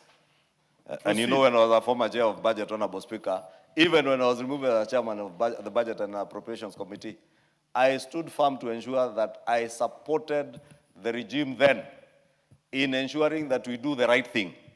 And when things were not done right, I would call it out. When they were done right, I would have the fortitude and the courage and the boldness to say, this is good for the country, because we must grow beyond petty politics. Because at times we allow petty politics and anger and the desire for revenge and settling scores to override common sense. And we even allow intellectual conmanship and deceit to take center stage. And you mislead the country by speaking very good English here, or very bad English, colored in heavy words, Honorable Speaker. Honorable Speaker, when we tell this country that Mwai Kibaki's budget was this much, borrowing was this much, you must ask yourself, Mwai Kibaki's regime operated under the old constitution of before 2010. They did not have the 400, almost 500 billion shillings today that you are obligated by the constitution to send to your county governments. The heavy budgetary requirements that the Uhuru Kenyatta regime and this regime beyond 2013 are confronted with are things that did not pertain when Mwai Kibaki was president, Honorable Speaker. Honorable Speaker, we cannot say that when President Mwai Kibaki took over government in 2003 from the KANU regime in 2002, there weren't issues. Issues were there. But truth be told, we have a very heavy governance system in this country. And I say this because I was in this House in 2013, Honorable Speaker, when the former chair of the Budget and Appropriations Committee, the Reverend Mutava Musimi, conducted the budget, the then huge budget committee that incorporated the Finance Committee and even the Debt Committee. It was a 51-member committee. Through a process where this House, through the Budget Committee, audited the implementation of the 2010 Constitution. And those records are here for those who care to read. So don't pontificate telling us, oh, things were here, they're here now. Moi Kibaki was at this debt level. Be honest. Tell Kenyans that the circumstances then are not the circumstances under the 2010 Constitution. Lastly, Honorable Speaker, borrowing is not a sin. It is not. And I heard the Honorable Kwenya and the Honorable Basil say the question we must be asking ourselves as leaders, is our borrowing sustainable? Are we putting our country in borrowing that we can be able to pay? Is domestic borrowing evil? No, it is not. We just need to make sure that our domestic borrowing is well balanced. And that is what I see the committee saying, that there must be a clear balance on our domestic borrowing so that it doesn't negatively affect our CBR rate and therefore cloud out the private sector from domestic borrowing. And that is why we need the alternative financing mechanisms. That is why we need securitization. Let us not demonize securitization. Because if we do not go for those alternative modes of financing, it means we go back and borrow. Is IMF loans and World Bank loans cheaper? Yes, they are. Can we access them as quickly as we'd want to be able to finance our obligations? No, we can't. That is the truth. And those of us who have served in the Budget and Appropriations Committee, those of us who have served in the Finance Committee, know this as facts. And therefore, that's why I say, when we come and pontificate here and speak to the gallery, Honorable Speaker, again, let us be leaders. Let us not just politic. Cheap politics, at the end of the day, ends up in premium tiers, Honorable Speaker. And I want to ask those who are using these processes for cheap politics, it will end up in premium tiers, Honorable Speaker. I support the recommendations of this committee, and especially even in being able to increase how much we are putting into development expenditure. Part of that development expenditure is what will come through securitization. Otherwise, we run the risk of taxing Kenyans more or borrowing more. That balance is what we need through alternative forms of financing. And so long as it's done responsibly, as the debt committee is asking us to do, so long as we balance how we borrow domestically and externally, and whether it's commercial or concessional loans, Honorable Speaker, we are good. Honorable Njiku Muya. Thank you, Honorable Speaker. Allow me to stand and say the committee has done a good job in its report and in all recommendations. They look okay. But Honorable Speaker, matters of debt and its management are matters that are of concern to every Kenyan, and no one should really have feelings when you are discussing these matters. Furthermore, there is no prescription in this House that you don't speak to the gallery. You speak in this House, within its walls, whether you speak to the gallery, but every member can speak what is in his mind. Honorable Speaker, the debt management in this country are wanting, because if the levels are 55 and we are already speaking at 70 plus, clearly something is not right. Honorable Speaker, the debt management, and I'm happy because I've seen the amendment proposed for PFM Act, are accruing and increasing day in, day out. To an extent, the unborn children are bearing or are also supposed to pay the debt in this country. Why? Because of corruption, because of unclear budgets, because of integrity issues, transparency in budget, accountability in governance. Honorable Speaker, we see empowerment every day in the State House, every day in our counties. Where are these kind of budgets coming from? Honorable Speaker, the unnecessary spending in this country is making this debt continue increasing day in, day out. When the government think of taxes, what of tax evasion? Are the big boys paying taxes or only the small boys paying taxes? This is maybe one area that is making the budget, the balance sheet not to balance, so that we go on asking for money from international aiders or others. Honorable Speaker, could the government think of focusing on matters of production, mainly innovation, tech, which can enhance employability, and which can, issues like manufacturer, which can also enhance issues like export? These are the areas that the 100 government political advisors in the State House should be advising the government. Honorable Speaker, how do we attract the investors in this country? When the young youths demonstrate and they are charged with issues like terrorism, what is the government telling the investors who would want to come and invest in our country? So, Honorable Speaker, all these, including the mismanagement, the corruption, the massive looting, are issues that this House should be discussing. We shouldn't really be comparing ourselves with America, with the countries like Japan, because if it is matters of production, we know how much production is in America compared to Kenya. So, Honorable Speaker, issues like housing. Housing is an avenue that should be left to investors. So when the government want to compete with investors and do things like housing, maybe that kind of money could have been used elsewhere, which would have enhanced a certain area, let's say like exploration of gas or minerals or oil in Turkana and others, Honorable Speaker. Honorable Speaker, I am very happy to see one recommendation on amendment of PFM Act. But I want to ask the committee to be more candid and aggressive in this amendment. What is in my mind, Honorable Speaker, when we are giving the government sometimes an open check, and we say so long as we are not going beyond 55, we are still okay.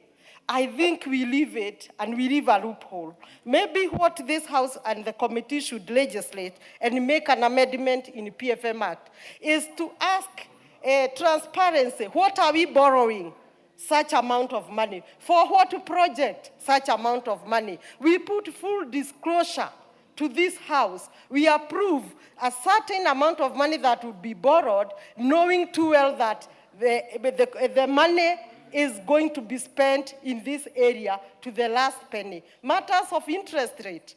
These are issues that the experts should guide the government with. At times we may borrow when the interest rate is at, when the exchange rate is at 100%, then the exchange.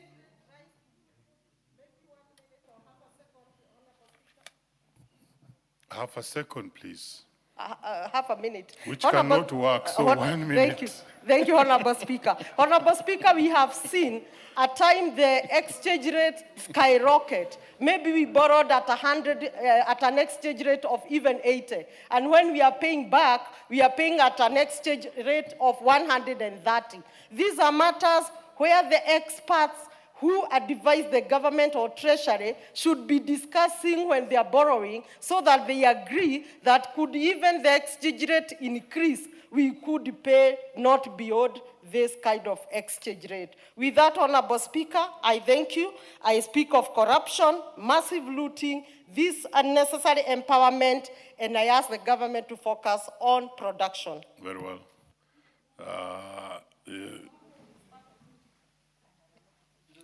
Leader, proceed, Junet Mohammed. Mr. Speaker, I rise to support the report of the committee, Mr. Speaker, on the consideration of the 2026 debt management strategy. Mr. Speaker, debt has been a big problem for this country for many years. But what I'm shocked about, people always remember the current debts. They don't remember where these debts have come from and how they have started. I was just listening to the former chairman of the budget committee shouting hoarse here that the debt is not sustainable. I don't know what. Much of these debts were incurred when he was the chairman of the budget committee. And he's the one who approved them in this House, Mr. Speaker. Mr. Speaker, I was listening on my way to Parliament that he's saying that he was complaining initially. First, you don't come with the lecture hall notes to Parliament. When you are studying somewhere, doing masters in some economic class, don't come with your notes to the House, Mr. Speaker. You come with your brain here, Mr. Speaker. You can't carry. Standing orders prohibits people from reading from notes, Mr. Speaker. You go and meet your lecturer, and then he gives you some small notes like Ile Mwakenya, old Mwakenya style. Then you come and use them here in the House, Mr. Speaker. Mr. Speaker, you come here with your brain because this is a house of people who should reason with their brain. Mr. Speaker, the other day he was telling us that the stockbroker, the other day he was telling us that Kenya Pipeline will not be bought. I am hearing now it has been oversubscribed, Mr. Speaker. He was saying that the Safaricom shares were overpriced. Now today again he's saying they are underpriced. Which one is which, Mr. Speaker? That kind of confusion is not good for the economy of this country, Mr. Speaker. That kind of confusion is not good for the country, Mr. Speaker. Mr. Speaker, when you're a toddler in economic matters, stick to your lane, Mr. Speaker. Stick to your lane.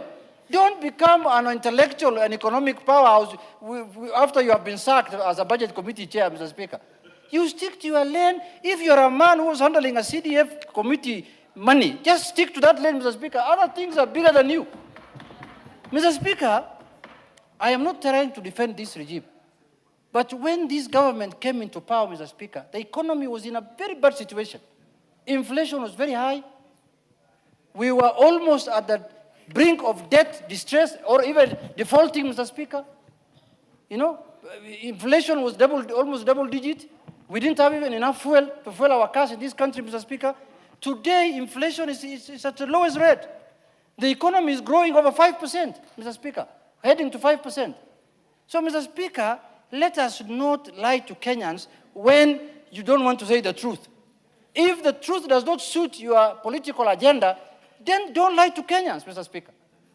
Mr. Speaker, I want to say this. I am in a region, I represent a constituency which has seen tarmac just the other day. This country has been borrowing for the last 60 years to develop certain regions of this country. And we are paying those debts as Kenyans, all of us, Mr. Speaker. We are paying taxes to service those debts. You know, hii ni mwaka ya kuongea ukweli. This is the year of the truth. The year of the Lord, 2026. Mr. Speaker, this country has been borrowing the last 60 years to develop tarmac roads, to give water, to give health care to just certain regions of this country, Mr. Speaker. This is the time to get equitable distribution of resources so that every Kenyan can feel he's a Kenyan, Mr. Speaker. If you go, in fact, we have been demanding as ODM for the last 5 years to have an audit, the debt to be audited, or an audit of the debt, Mr. Speaker.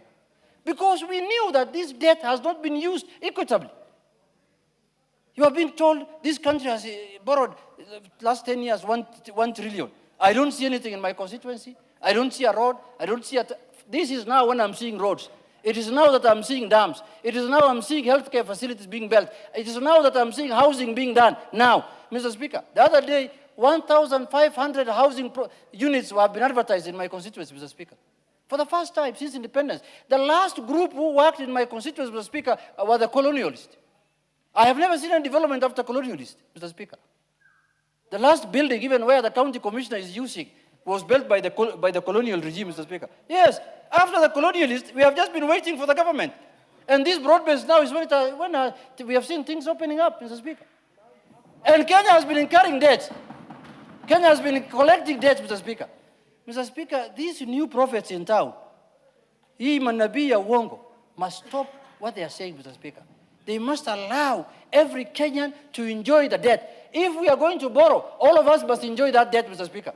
We cannot borrow for a certain group to enjoy and then we pay together. Have you ever seen? Mr. Speaker, the leader can inform me. Because he's a chartered accountant. You know that, Honorable Junet. Senior accountant in the country. It's not your prerogative, but anyway, leader, proceed to inform Honorable. Honorable Speaker, you know, I've been to Suna, both Suna East and Suna West, and it is indeed true. And I wanted to inform the Honorable Junet that courtesy now of the alternative financing models, Suna West, Suna East, many parts in Migori County, and he can attest to that, are now seeing new markets being built, affordable housing being built. In fact, I saw a clip yesterday where somebody was saying, now even Jaluo can wave from the balcony. those guys who patronize Bunge la Mwananchi. But more importantly, Honorable Speaker, what Junet is saying is that debt is not criminal to borrow. Honorable Speaker, you know there are people who have been pontificating here as if this is the first time we are borrowing. What happened, Honorable Speaker, is that in the last regime, debt was not managed. Our public debt was not managed. That is why if you listen to CS John Buddy, he will tell you that, and I have heard even the president say that, and these are facts that you can verify, even from reports by the World Bank and IMF, that out of 6 countries, African economies that were to default or were earmarked, that they were bound to default on their public debt. The only country that never defaulted was Kenya. All the other 5 African economies defaulted. Why? Because there has been deliberate management of public debt. And that public debt management is what we should be speaking to here, not the pontification you hear from people here who are just trying to make cheap political capital to push their village narratives, Honorable Speaker. And I must thank Honorable Junet because he has reminded us that there are many parts of this country that were secluded from development because people borrowed and that borrowing only went to certain parts of this country. And everybody was paying back that debt, Honorable Speaker. So let me inform Junet that I know even the dualing of national highways will go through Migori to Isebania so that we connect our economy to Tanzania and other economies in East Africa. Very well.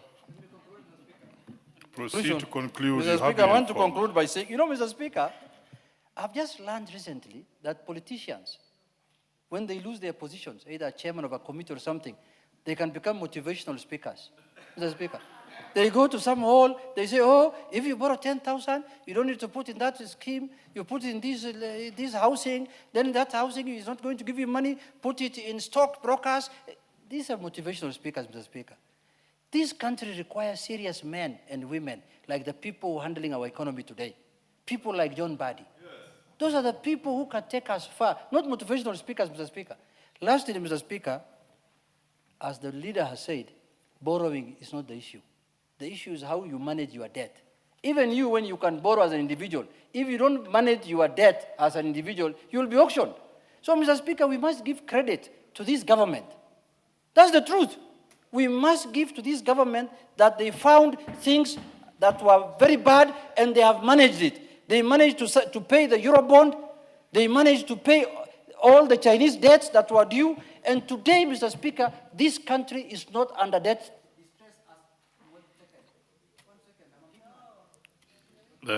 Honorable Jeanette, you have done very well. Add him 1 minute, he's a leader.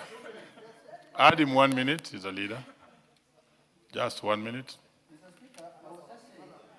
You have a microphone. Leader, you have a microphone there.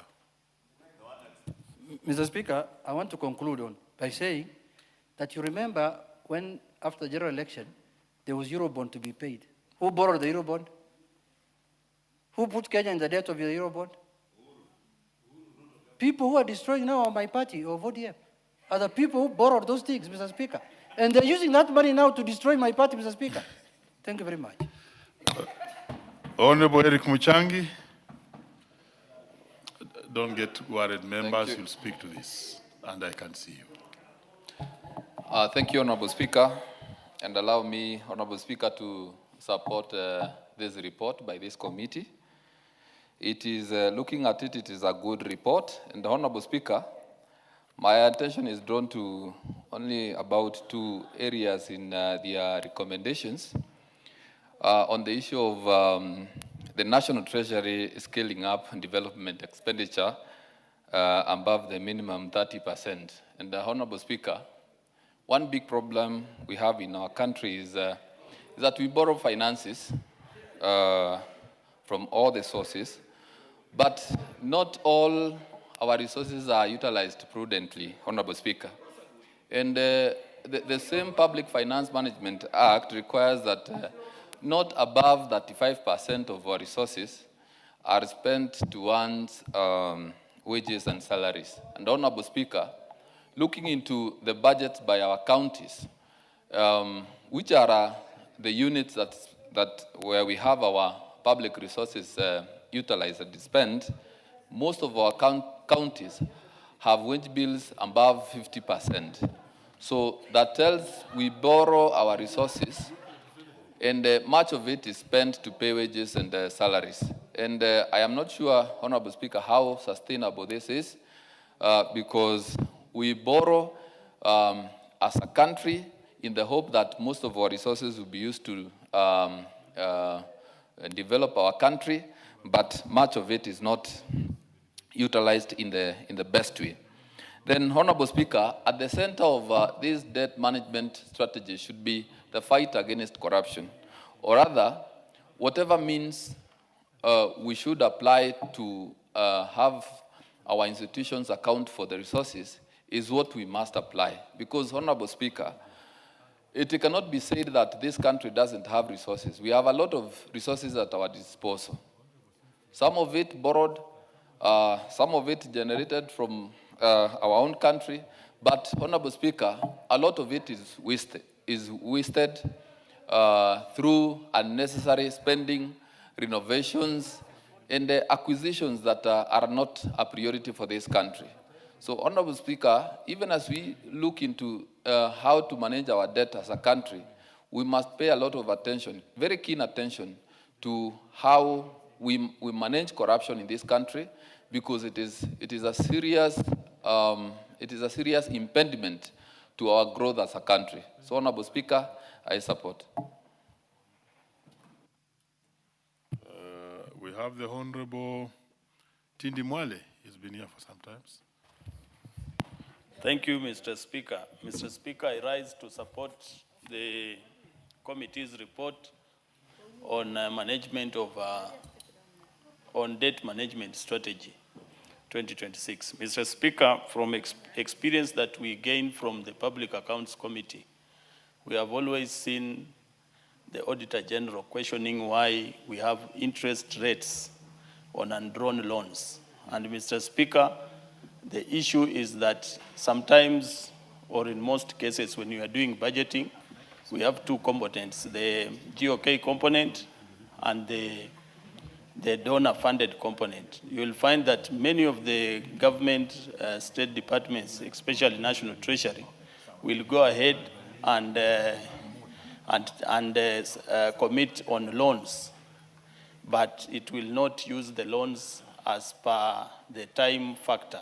And therefore, Mr. Speaker, I want to support the committee that we need to amend the PFM Act 2012-2015 so that whenever we engage any donor to give us a loan or a debt, we are able to use the debt accordingly. We are able also to negotiate in a way that the government is able to pull more on its side than the side of the donor. Also, Mr. Speaker, you'll find many of the debts that we have with the last regime, and I want to support the minority leader, used to borrow even commercial debt to pay government employees, Mr. Speaker. And I want to thank the committee led by Honorable Shurie that we need to manage the borrowing of debt so that if we borrow, we should specifically and seriously borrow for development, not to pay recurrent income expenditure, Mr. Speaker. And therefore, I rise to support the report, Mr. Speaker. Thank you. The Honorable Wamuchomba, followed by Honorable Mukunji. Thank you, Mr. Speaker. Allow me to put my words into the consideration of this strategy, debt management strategy debate. Mr. Speaker, I was honored to serve in the Committee of Transport and Communication in the previous Parliament. And I sat in a chair and listened to several members of Parliament who came to the committee to plead with the minister during budget allocations so that their constituencies can be considered for tarmacking. Mr. Speaker, allow me to mention one of my colleagues who may not be in the House now, but I want to use his constituency as an example of how serious and dangerous it can be when a country takes a debt but is not able to manage. And before I speak about that constituency, Mr. Speaker, allow me to laud the current President of the Republic of Kenya, His Excellency William Samoei Ruto. It is not very common for me to say what I'm going to say. We doubted him, we didn't believe in him. When he spoke about managing debts, we thought it was just a narrative. When he promised that he's going to make sure that we access fertilizer, we thought it was just another story. Today, Mr. Speaker, I come from an agricultural constituency. Fertilizer was 7,500 shillings per bag. Today, we are spending 2,500 shillings for the same bag, even with the inflation consideration. Even if you don't like anybody or somebody, even if you have bad feelings about somebody, when something good has been done, it is good for us leaders to speak the truth. Mr. Speaker, that does not happen just because of a miracle. It happened because somebody managed our situation. He came in when we were struggling to pay our debts. He managed the financial crisis that were therein, and he was able to stabilize the basic commodities that can enable star production in our villages. Mr. Speaker, back to what I said about my previous role as a vice chair of the Committee of Transport. Then when we were debating on which constituency is going to get what, when I was the vice chair, there is this member called Honorable Danson Mwashako Mwakuona, the current MP for Wudanyi constituency. He appeared in the committee last parliament, pleaded with the committee and the minister to be considered to at least get 1 kilometer of tarmac. 1 kilometer. Mr. Speaker, I come from Githunguri constituency. I'm not speaking about 1 kilometer in my constituency. I'm not talking about 20 kilometers in my constituency. I have more. And I sit in this house as a member, like any other member in this house, who has not even a single kilometer of tarmac. Mr. Speaker, even as we speak about our people, our voters, we must remember that we have one fabric called Kenya. And as we speak about some regions enjoying tarmac, enjoying housing, enjoying airports, we must consider those that come from such corners of Kenya who have never experienced a kilometer of tarmac. It will not happen by narratives or theories or proposals. It will only happen by managing our situation financially, including debts. Let us allow the president of the day manage the situation.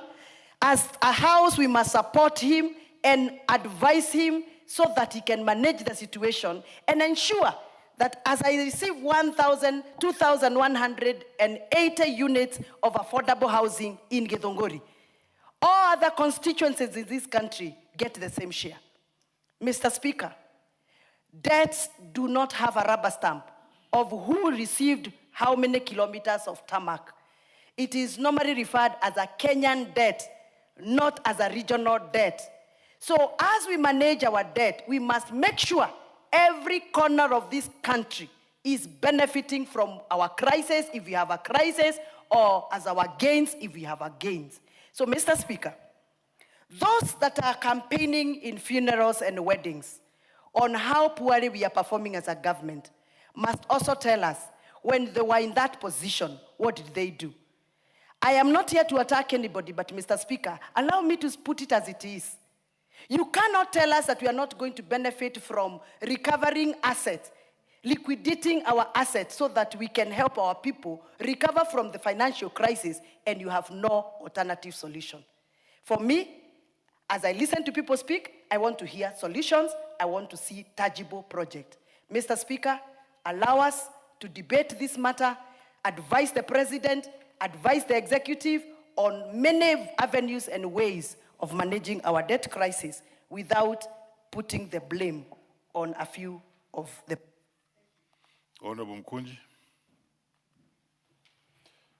Thank you, Honorable Speaker. And Honorable Speaker, I also want to put in my word on the report of the medium-term debt management strategy. And Honorable Speaker, I first want to start clearly by differing with the majority leader, even if he has left. Honorable Speaker, when the majority leader misleads the nation by saying that Honorable Mukunji. securitization Order, Honorable is not borrowing. Order. Speak to this. You have a chance. Enjoy. Don't speak to leader. Speak to this debate. Proceed. Mr. Speaker. Thank you. I just want to say that securitization is borrowing. And Honorable Speaker, it is only that you are borrowing against revenue that is supposed to have been received by the future generation of this nation. Honorable Speaker, I want this House to take the issue of debt seriously. Because we are here, Honorable Speaker, today, but in another 5 years, we have a generation that is growing. We have Gen Zs that need to get jobs. And sustainability of our borrowing, Honorable Speaker, is something that is supposed to be discussed. Honorable Speaker, the fuel levy, the housing levy, our dividends, these are things that Kenyans receive every year. And those are resources that are received and that are supposed to be utilized, knowing that in the future of the nation, yes, we might need all the roads made, but we must not strangle the future of our nation by borrowing everything and making it difficult for this nation to run in future. Because, Honorable Speaker, we are talking about resources here. The biggest question, Honorable Speaker, is the issue of how the monies that have been received, either through debt, through revenue, are used in this country. That is the biggest question. And, Honorable Speaker, we can talk here and forget that every day there is always a query from the Auditor General. There is always a newspaper article on lost funds. There is always a ballooned renovation, maybe of State House. Honorable Speaker, there is a ballooned construction of a certain stadium. And these are things, Honorable Speaker, that are eating our taxes and are making us borrow even more. And, Honorable Speaker, preparing to read our budget this year of 4.6 trillion, with our collection previously having been around 2.6 trillion, it tells you that we are actually getting money from debt to actually fit the fiscal deficit. And it's good to say that this House has actually signed off the management of debts of this country to some expert analysis without those analyses being brought here for approval.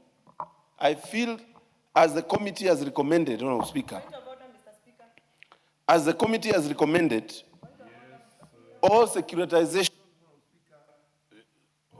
Let me hear a point of order from Honorable Muchomba.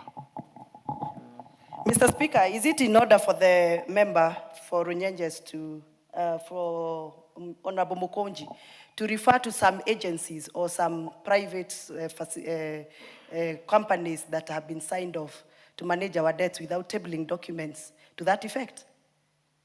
Oh, therefore, He's out of order.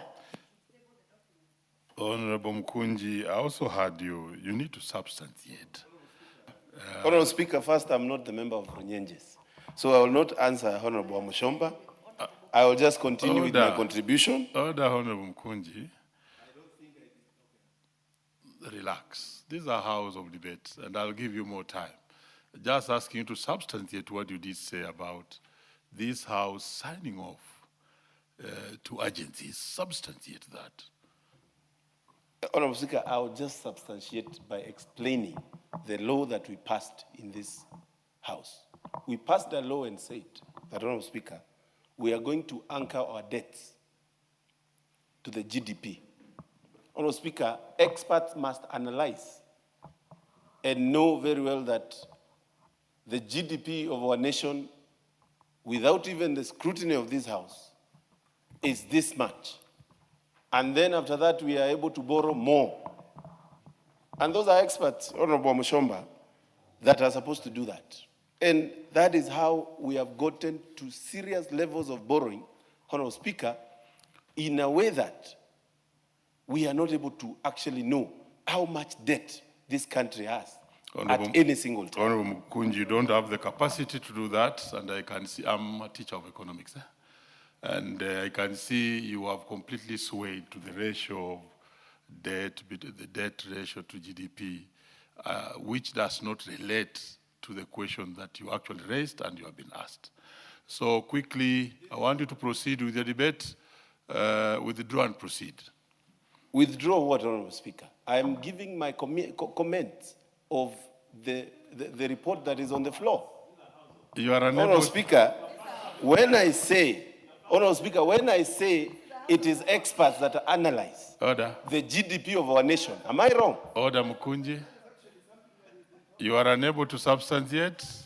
When you are unable to substantiate and you are unable to have facts, you quickly withdraw and proceed with your debate. It's not making you any weak in any way. And we are also helping you to get used to debate. Give him the mic to proceed. Withdraw and proceed. Honorable Speaker, I have to withdraw something that I've said that is supposed to be substantiated. All I have said is it is experts, financial experts, that do the analysis of GDP. It is not this House, and that is, I stand with that. Oh, thank you. So you are misquoted. I was misquoted by Honorable Mushomba. Proceed then.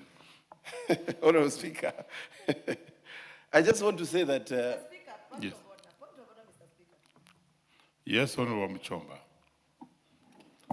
Mr. Speaker, the Honorable Mukunji is out of order because this is a house of records and we must have record to support any debate, especially an allegation of what was done by this house. He's claiming that this house passed on the power to manage debts. How did we pass? Which document did we sign? Where is the document? He must substantiate and table the document. Otherwise, he must withdraw. Honorable Mukunji, Speaker, that's what the House is. It's a house of records. And no, once you are captured clearly, like you put it, and you are unable to substantiate, you withdraw and proceed with your debate. Could you do that and proceed with the debate? Yeah, Honorable Speaker, unless you want me to bring a law that we have passed in this House back to Amushomba for her to read, then, Honorable Speaker, I don't have to even argue on this. No, it is obvious we actually amended the law to ensure we anchor our debt to the GDP of the nation. That is obvious. I mean, it doesn't have to even, it doesn't require any explanation whatsoever. All we need to know is by doing that. Honorable Mukunji, you are out of order. And it's not your business to argue with me when I'm your speaker on matters of record of the House and such undertakings. And the debate here should be very easy. When you have the capacity, you speak on something, you explain it when you are asked. When you are unable, you actually honorably withdraw and proceed. That's all we are asking of you. And I want you to grow as a member of parliament in the next coming session. Some of us, I'm sure, we shall not be coming here. We shall be doing something else. So get used to the House. Could you please either withdraw or you forfeit, and I may decide on how to deal with you because now you want an argument between the Speaker and yourself on facts. Honorable Speaker, as long as I believe what I have said is the correct thing, there is no need for me to say I've withdrawn anything, Honourable Speaker, because this is just law. This is bills that we pass in this house. It was among the first bills that we passed, Honourable Speaker, and it is not even something that is supposed to be argued about, because when you pass a law, it is followed. From then, henceforth, we have not sat in this house to increase our debt ceiling. It is normally looked at by experts, and we are told, now we can borrow this much, or we are told to reduce our debt. It is automatically something that should not be argued about, Honourable Speaker. Very well. I think, Honourable Mukunji, you are unable to withdraw, and you don't want to follow the order and the normal rules that we use in the House. And therefore, I would advise that you proceed to withdraw that. And if you don't want to withdraw, then you forfeit your chance.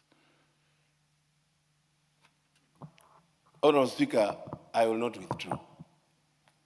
Because I believe what I've stated is in the public domain. And, Honourable Speaker, we can talk even up to tomorrow. But the fact of the matter is we changed the law and anchored the debt levels to the GDP ratio, Honourable Speaker.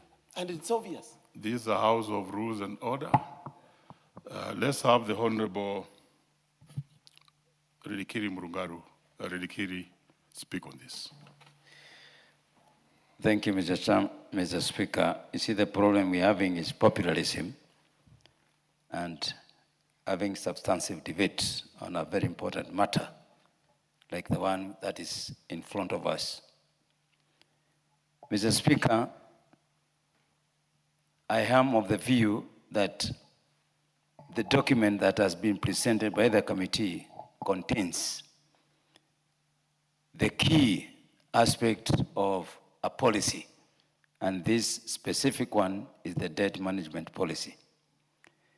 Mr. Speaker, one of the greater problems that we have witnessed a long time ago in this country is borrowing to finance recurrent activities which are not for production. And I want to pick from where Madam Muchomba started from. That we have seen a government that is now focusing on production as opposed to financing activities that don't have long-term effect on this economy. Mr. Speaker, we have seen a serious improvement in the debt management in the sense that the public now are being involved in the debt management of this country. We have seen a lot of transparency in as far as borrowing is concerned. Mr. Speaker, we have seen a reduction of external borrowing and an increase in domestic borrowing, which to me is very key because we still have, instead of paying our debt in dollars, we are now seeing the money being borrowed domestically and it becomes cheaper. We have seen the policy moving towards and raising long-term borrowing at cheaper rates as opposed to some of the debts that we have with very short period of repayment. So when we sit here as a parliament, we sit here so that we can see what a proper debt management policy is, not to try and bring politicking so that we can be seen out there by our constituents that we are speaking in parliament. We are here because debt is a very serious issue in this country. I want to congratulate His Excellency the President because the debts that were taken by the first government, by the second government, by the third government, by the fourth government, were all starting to be paid during the current government. And the President has been in front of championing, restructuring, implementing productive programs with the money that is borrowed.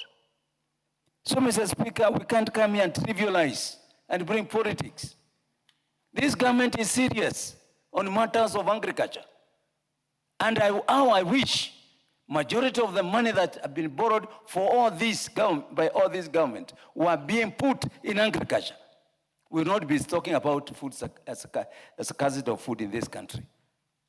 If we put a lot of money that was borrowed in sectors like water, we will not be talking about the effect of drought.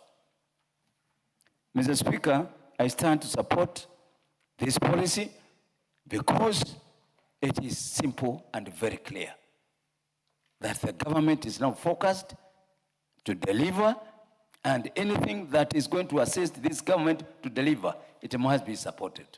So I support this policy because it's addressing the cost, the length of maturity, the cheapness of the loans, etc., etc. I thank you. Very well, honorable members. I think the time for this particular debate is already exhausted. I want to call upon the mover to reply. Thank you, Honorable Speaker, and I would like to take this opportunity to reply on behalf of the Chairman, Abdi Sharia, and his committee. Honorable Speaker, let me reply. I can see the member for Magarini would like a bite from my time. But I think the standing orders are such that if I start speaking, then I cannot. He should have talked to me earlier, so that. But I have already started the debate on this. So I want to say this. One, I want to support this report in reply, Honorable Speaker. And so this is a quite elaborate report, and I want to thank the committee and everybody else that has contributed, Honorable Speaker.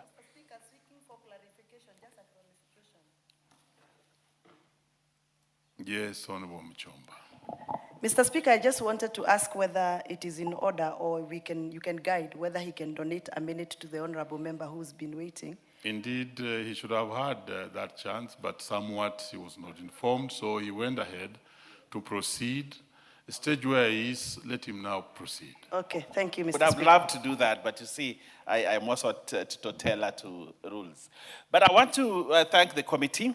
Good job done, Honorable Speaker. I think the recommendations that are done here are weighty and good recommendations, Honorable Speaker, that the 9 recommendations that have been made by the committee on the how to manage debt, Honorable Speaker, are things that are significant, and when followed, Honorable Speaker, will put debt on the right trajectory. Honorable Speaker, I also want to reiterate, this is the first time I'm seeing debt being managed in this country. We have been here many years and debt has been taken. Money has been borrowed. But just like the analogy that was used by Honorable Wamushomba about the member for Wundanyi, that he said that he would like at least to have 1 kilometer of road. I want to report to you, my relatives actually come from that side, and I can tell you there is now more than 1 kilometer of tarmac in Wundanyi constituency, Honorable Speaker. And that is what is about debt management. Debt management, Honorable Speaker, is about using the debt to develop the country in all places. For me, that is what managing debt is about. It is not about the things that we hear from people here who bring their professors' lecture notes to this assembly, pseudo-economists who come here and lecture us. The same things they have been saying from 2022 to now are the same things that they say here, they say in radio stations, they say in lecture rooms, they say in tea parties, they say in birthday parties, they say in weddings, Honorable Speaker. The same speech, Honorable Speaker, if you check the Hansard, it is just the same thoughts, same ideas, same everything. I am afraid that probably somebody went and crammed lecture notes and comes to this parliament, regurgitates them, goes to the next place, says the same thing. Honorable Speaker, we had the issue of the IPO for the pipeline, Honorable Speaker. Somehow, Whatever they used to predict here has not happened. Actually, it has been oversubscribed heavily, Honorable Speaker.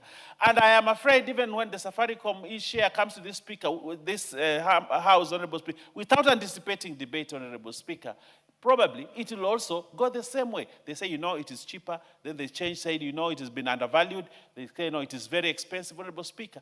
We want to tell these guys that are bitter off because they have lost a position in this parliament. There is time, take time to grow. If you graduated with a master's degree yesterday, it doesn't mean you actually have the experience to be able to give lectures and to talk to people about economics. Honorable Speaker, you're still a neophyte in economics. Take time, study, read. Talk to people who have been in the practice to understand, Honorable Speaker, instead of coming here to expose your ignorance on matters economics, Honorable Speaker. But Honorable Speaker, I want to say a few things. Where I come from, my constituency, I have seen securitization work for us. I have seen roads that would otherwise not have been completed. I remember Honorable Uhuru Kenyatta, the former president, came here and sang for us a song called Safari ya Bamba ni Machero, and promised us that that road would be completed, built and completed in the 12th Parliament. They came, started the road, and that road never took off until he finished his term. But I want to tell him now from this podium that William Ruto, with his securitization money, has completed the road, Honorable Speaker, through my constituency. It is now completed, and it is going to Ganze, and we will not sing about Safari ya Bamba ni Machero, we'll talk about Safari ya Bamba ni Rero. Just because some guy with some mind said, why don't we try this to raise funds to move the country forward, Honorable Speaker? And for me, that is debt management. That is good debt management when you use the funds that you have borrowed properly, Honorable Speaker. I have the road from Gede to Kakuyuni, Honorable Speaker, is now, Honorable Speaker, on the verge of being completed, Honorable Speaker. Many other roads in this country, areas. I went to the Honorable Millie Odhiambo's constituency, Honorable Speaker, in Rusinga, and I saw roads. Order. Honorable Speaker. Order. What's your point of order, Honorable? Thank you, Mr. Speaker. I have a lot of respect for my uncle, but the road Who is your uncle, Honorable? We don't have uncles in the house. Thank you, Mr. Speaker. Anyway, I have a lot of respect for the Deputy Majority, Honorable Owen Baya. Very well.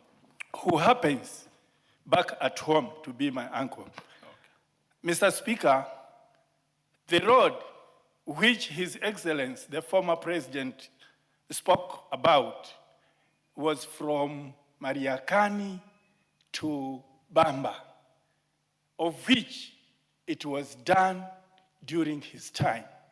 The one the deputy majority is talking about is the one from Kilifi to Bamba. So, I don't think it's in order to tell this House that His Excellency, the former president, never completed what he told this House or what he told the nation. Thank you. Very well. I think you are informing him, but let's hear what he has to say about Honorable it. Speaker, I want to be on record in this House to state the fact that the Honorable Uhuru Kenyatta never built the road from Kilifi to Bamba, to Ganze.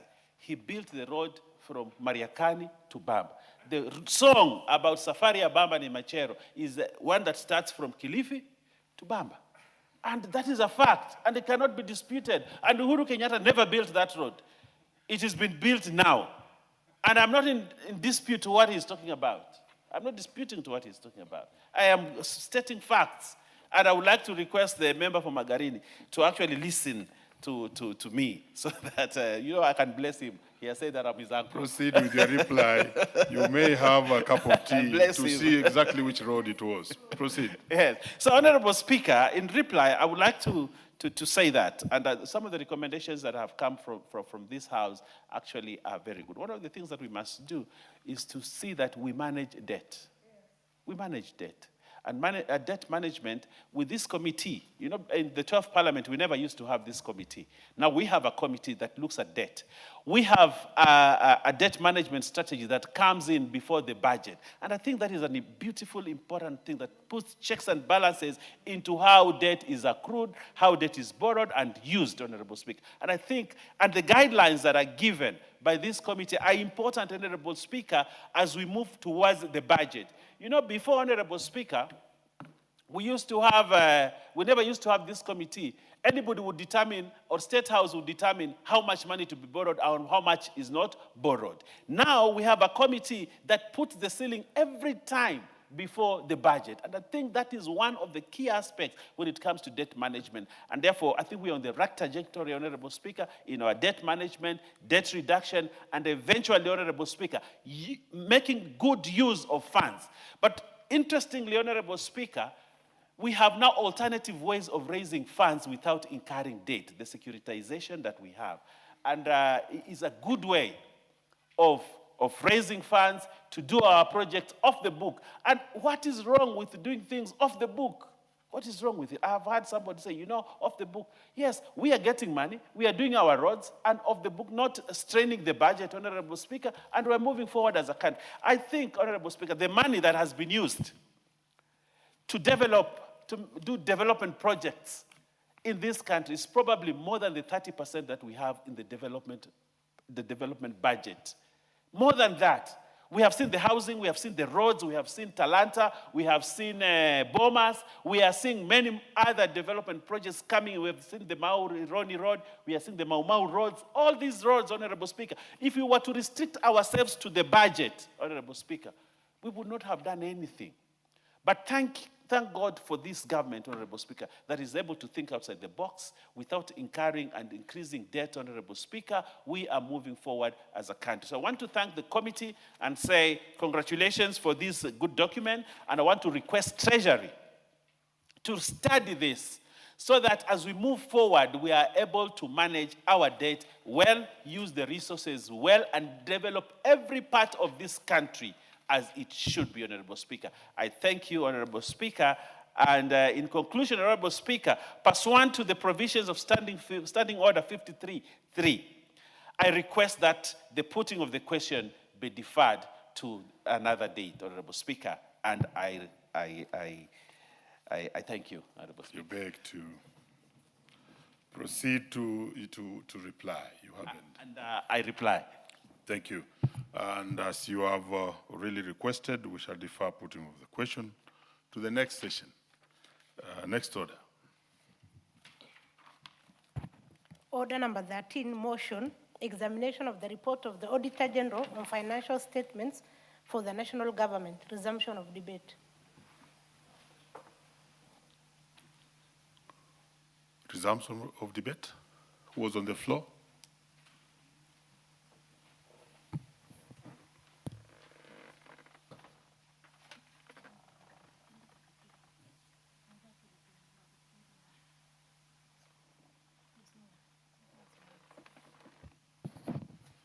Very well. There was no one who was on the floor. And if there's no further interest in that one, I may call upon the mover to reply. Honorable Tindi Mwale. Thank you, Mr. Speaker. Mr. Speaker, I rise to reply. Mr. Speaker, on behalf of the Public Accounts Committee, I wish to respond to the issues and first of all thank the honorable members who contributed to this report, Mr. Speaker.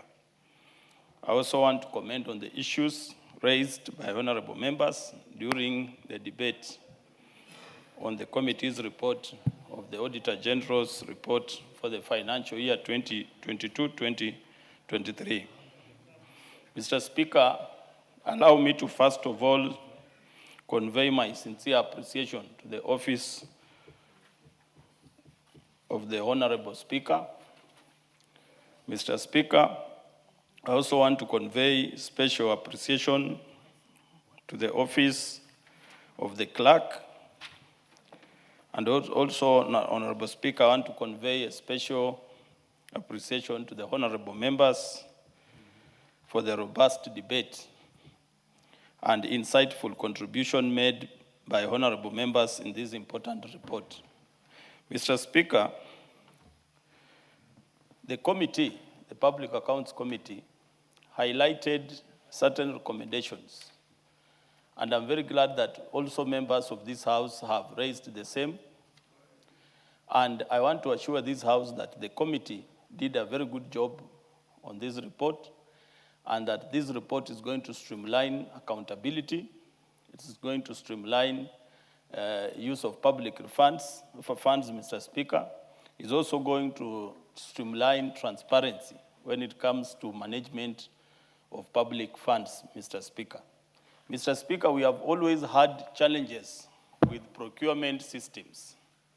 And Mr. Speaker, we have the Procurement and Disposal Act, which the Auditor General has raised pertinent issues about the violation of that act when it comes to procurement practice within the government state departments. This report, Mr. Speaker, has gone further to outline measures and gone further to recommend a reprimand and even as a charge for officers who don't adhere to procurement laws, Mr. Speaker. Mr. Speaker, also we have issues, just as I had raised when I was moving, about the lack of internal audit function. Mr. Speaker, this report has gone further to outline that many state departments lack that function, and if they have it, it's very weak. And therefore, the recommendation is very clear that those state departments that do not adhere to the law of having an internal audit function will face the law, and also the state officers will be surcharged for failure to put internal audit function, Mr. Speaker. Mr. Speaker, we have been debating about the management of debt strategy 2026. This report has outlined an issue about interest on undrawn loans, Mr. Speaker. And this issue, the committee has recommended that the National Treasury needs to commit only on debts or loans that they are able to use satisfactorily. Because you find in many cases, the National Treasury commits on loans, the loans start earning interest, but government is very slow on implementing the projects which absorb the funds, Mr. Speaker. And therefore, the committee also went further to give recommendation about that, Mr. Speaker. Mr. Speaker, in the interest of time, I would have outlined so many other recommendations, Mr. Speaker, but I want to assure this House that the Public Accounts Committee is committed to making sure that the oversight role, in conjunction with the Office of the Auditor General, the oversight role is attained to best levels, and that this House will find better recommendations in this report, Mr. Speaker. Mr. Speaker, just to read, because in the case of revenue allocation formula, this report is the one that will give guidance on the figure which will be used for the revenue allocation, Mr. Speaker. And I want to read paragraph 27 of the report so that it's captured on the floor of the House, Mr. Speaker. And it goes and says that during the 2022-2023 financial year, total revenue recorded under various revenue statements as received by the national government amounted to Kenya shillings 2,166,911,930,466, representing an increase of Kenyan shillings 138,675,090,516, or about 7%, when compared to the actual collections of Kenya shillings 2,28,236,839,950, realized in the financial year 2021 2022 as tabulated below. Mr. Speaker, we have a table that is attached in the report, and it goes further to say that the total revenue of 2,366,911,930,466 of the financial year 2022-2023 comprised of Kenyan shillings 2,050,114,740,913 as shareable revenue. Kenya shillings 45,990,954,879 as receipts from government invest and public enterprise, GIP, and Kenya shillings 70,802,234,674 shillings relating to development revenue. In the year 2022-2023 financial year, the total shareable revenue of Kenya shillings 2,050,114,740,913 increased by 7% when compared to the shareable revenue of Kenya shillings 1,920,434,885,078 in the year 2021-2022 financial year. And therefore, Mr. Speaker, the committee recommends that the total national collected revenue amount of 2,050,114,740,913 forms the basis of the sharing of revenue between the national and county government as contemplated in Article 203(3) of the Constitution. Mr. Speaker, you'll find that in this report, we have gone further to talk about duplication of projects. Some projects, Mr. Speaker, are funded by the national government, and at the same time, some are funded by the county government. We have gone further to provide measures in which the National Treasury needs to make sure that only one government funds one project, Mr. Speaker. Mr. Speaker, in the interest of time, I want to stop there and beg that I reply the report, Mr. Speaker. Thank you very much. Very well, Honorable Tindi. We shall defer putting of the question to the next session. Next order. Order number 14, motion, report on the audited accounts for the Judiciary Mortgage Scheme Fund for the financial year 2011-2012 to 2021-2022. Very well, the chairperson of the Special Funds Accounts Committee, I think had sought permission. Leader, are you aware of that? Yes. So I think we defer this to the next session. Next order. Order number 15, motion, consideration of sessional paper number 6 of 2024 on the National Aviation Policy. Equally, the chair of the Departmental Committee on Transport is away on permission. Next order, and I think on the next order, it's also concerning the Special Funds Chair, who is not in the House. So the next order. Order number 16, motion, report on the audited accounts for the Commodities Fund for the financial years 2018-2019 to 2021-2022. I've already spoken to that. Next order. Order number 17, ukaguzi kwa asasi zisizo huru kikamilifu za Jumuiya ya Afrika Mashariki na ushoroba wa kati katika Jamhuri ya Muungano ya Tanzania. Mwenyekiti wa kamati ya utangamano na wa kikanda pia alikuwa amepewa fursa ya kutokuwa hapa sababu ya shughuli nyingine ya kiserikali. Asanteni, honorable members. We may be upstanding.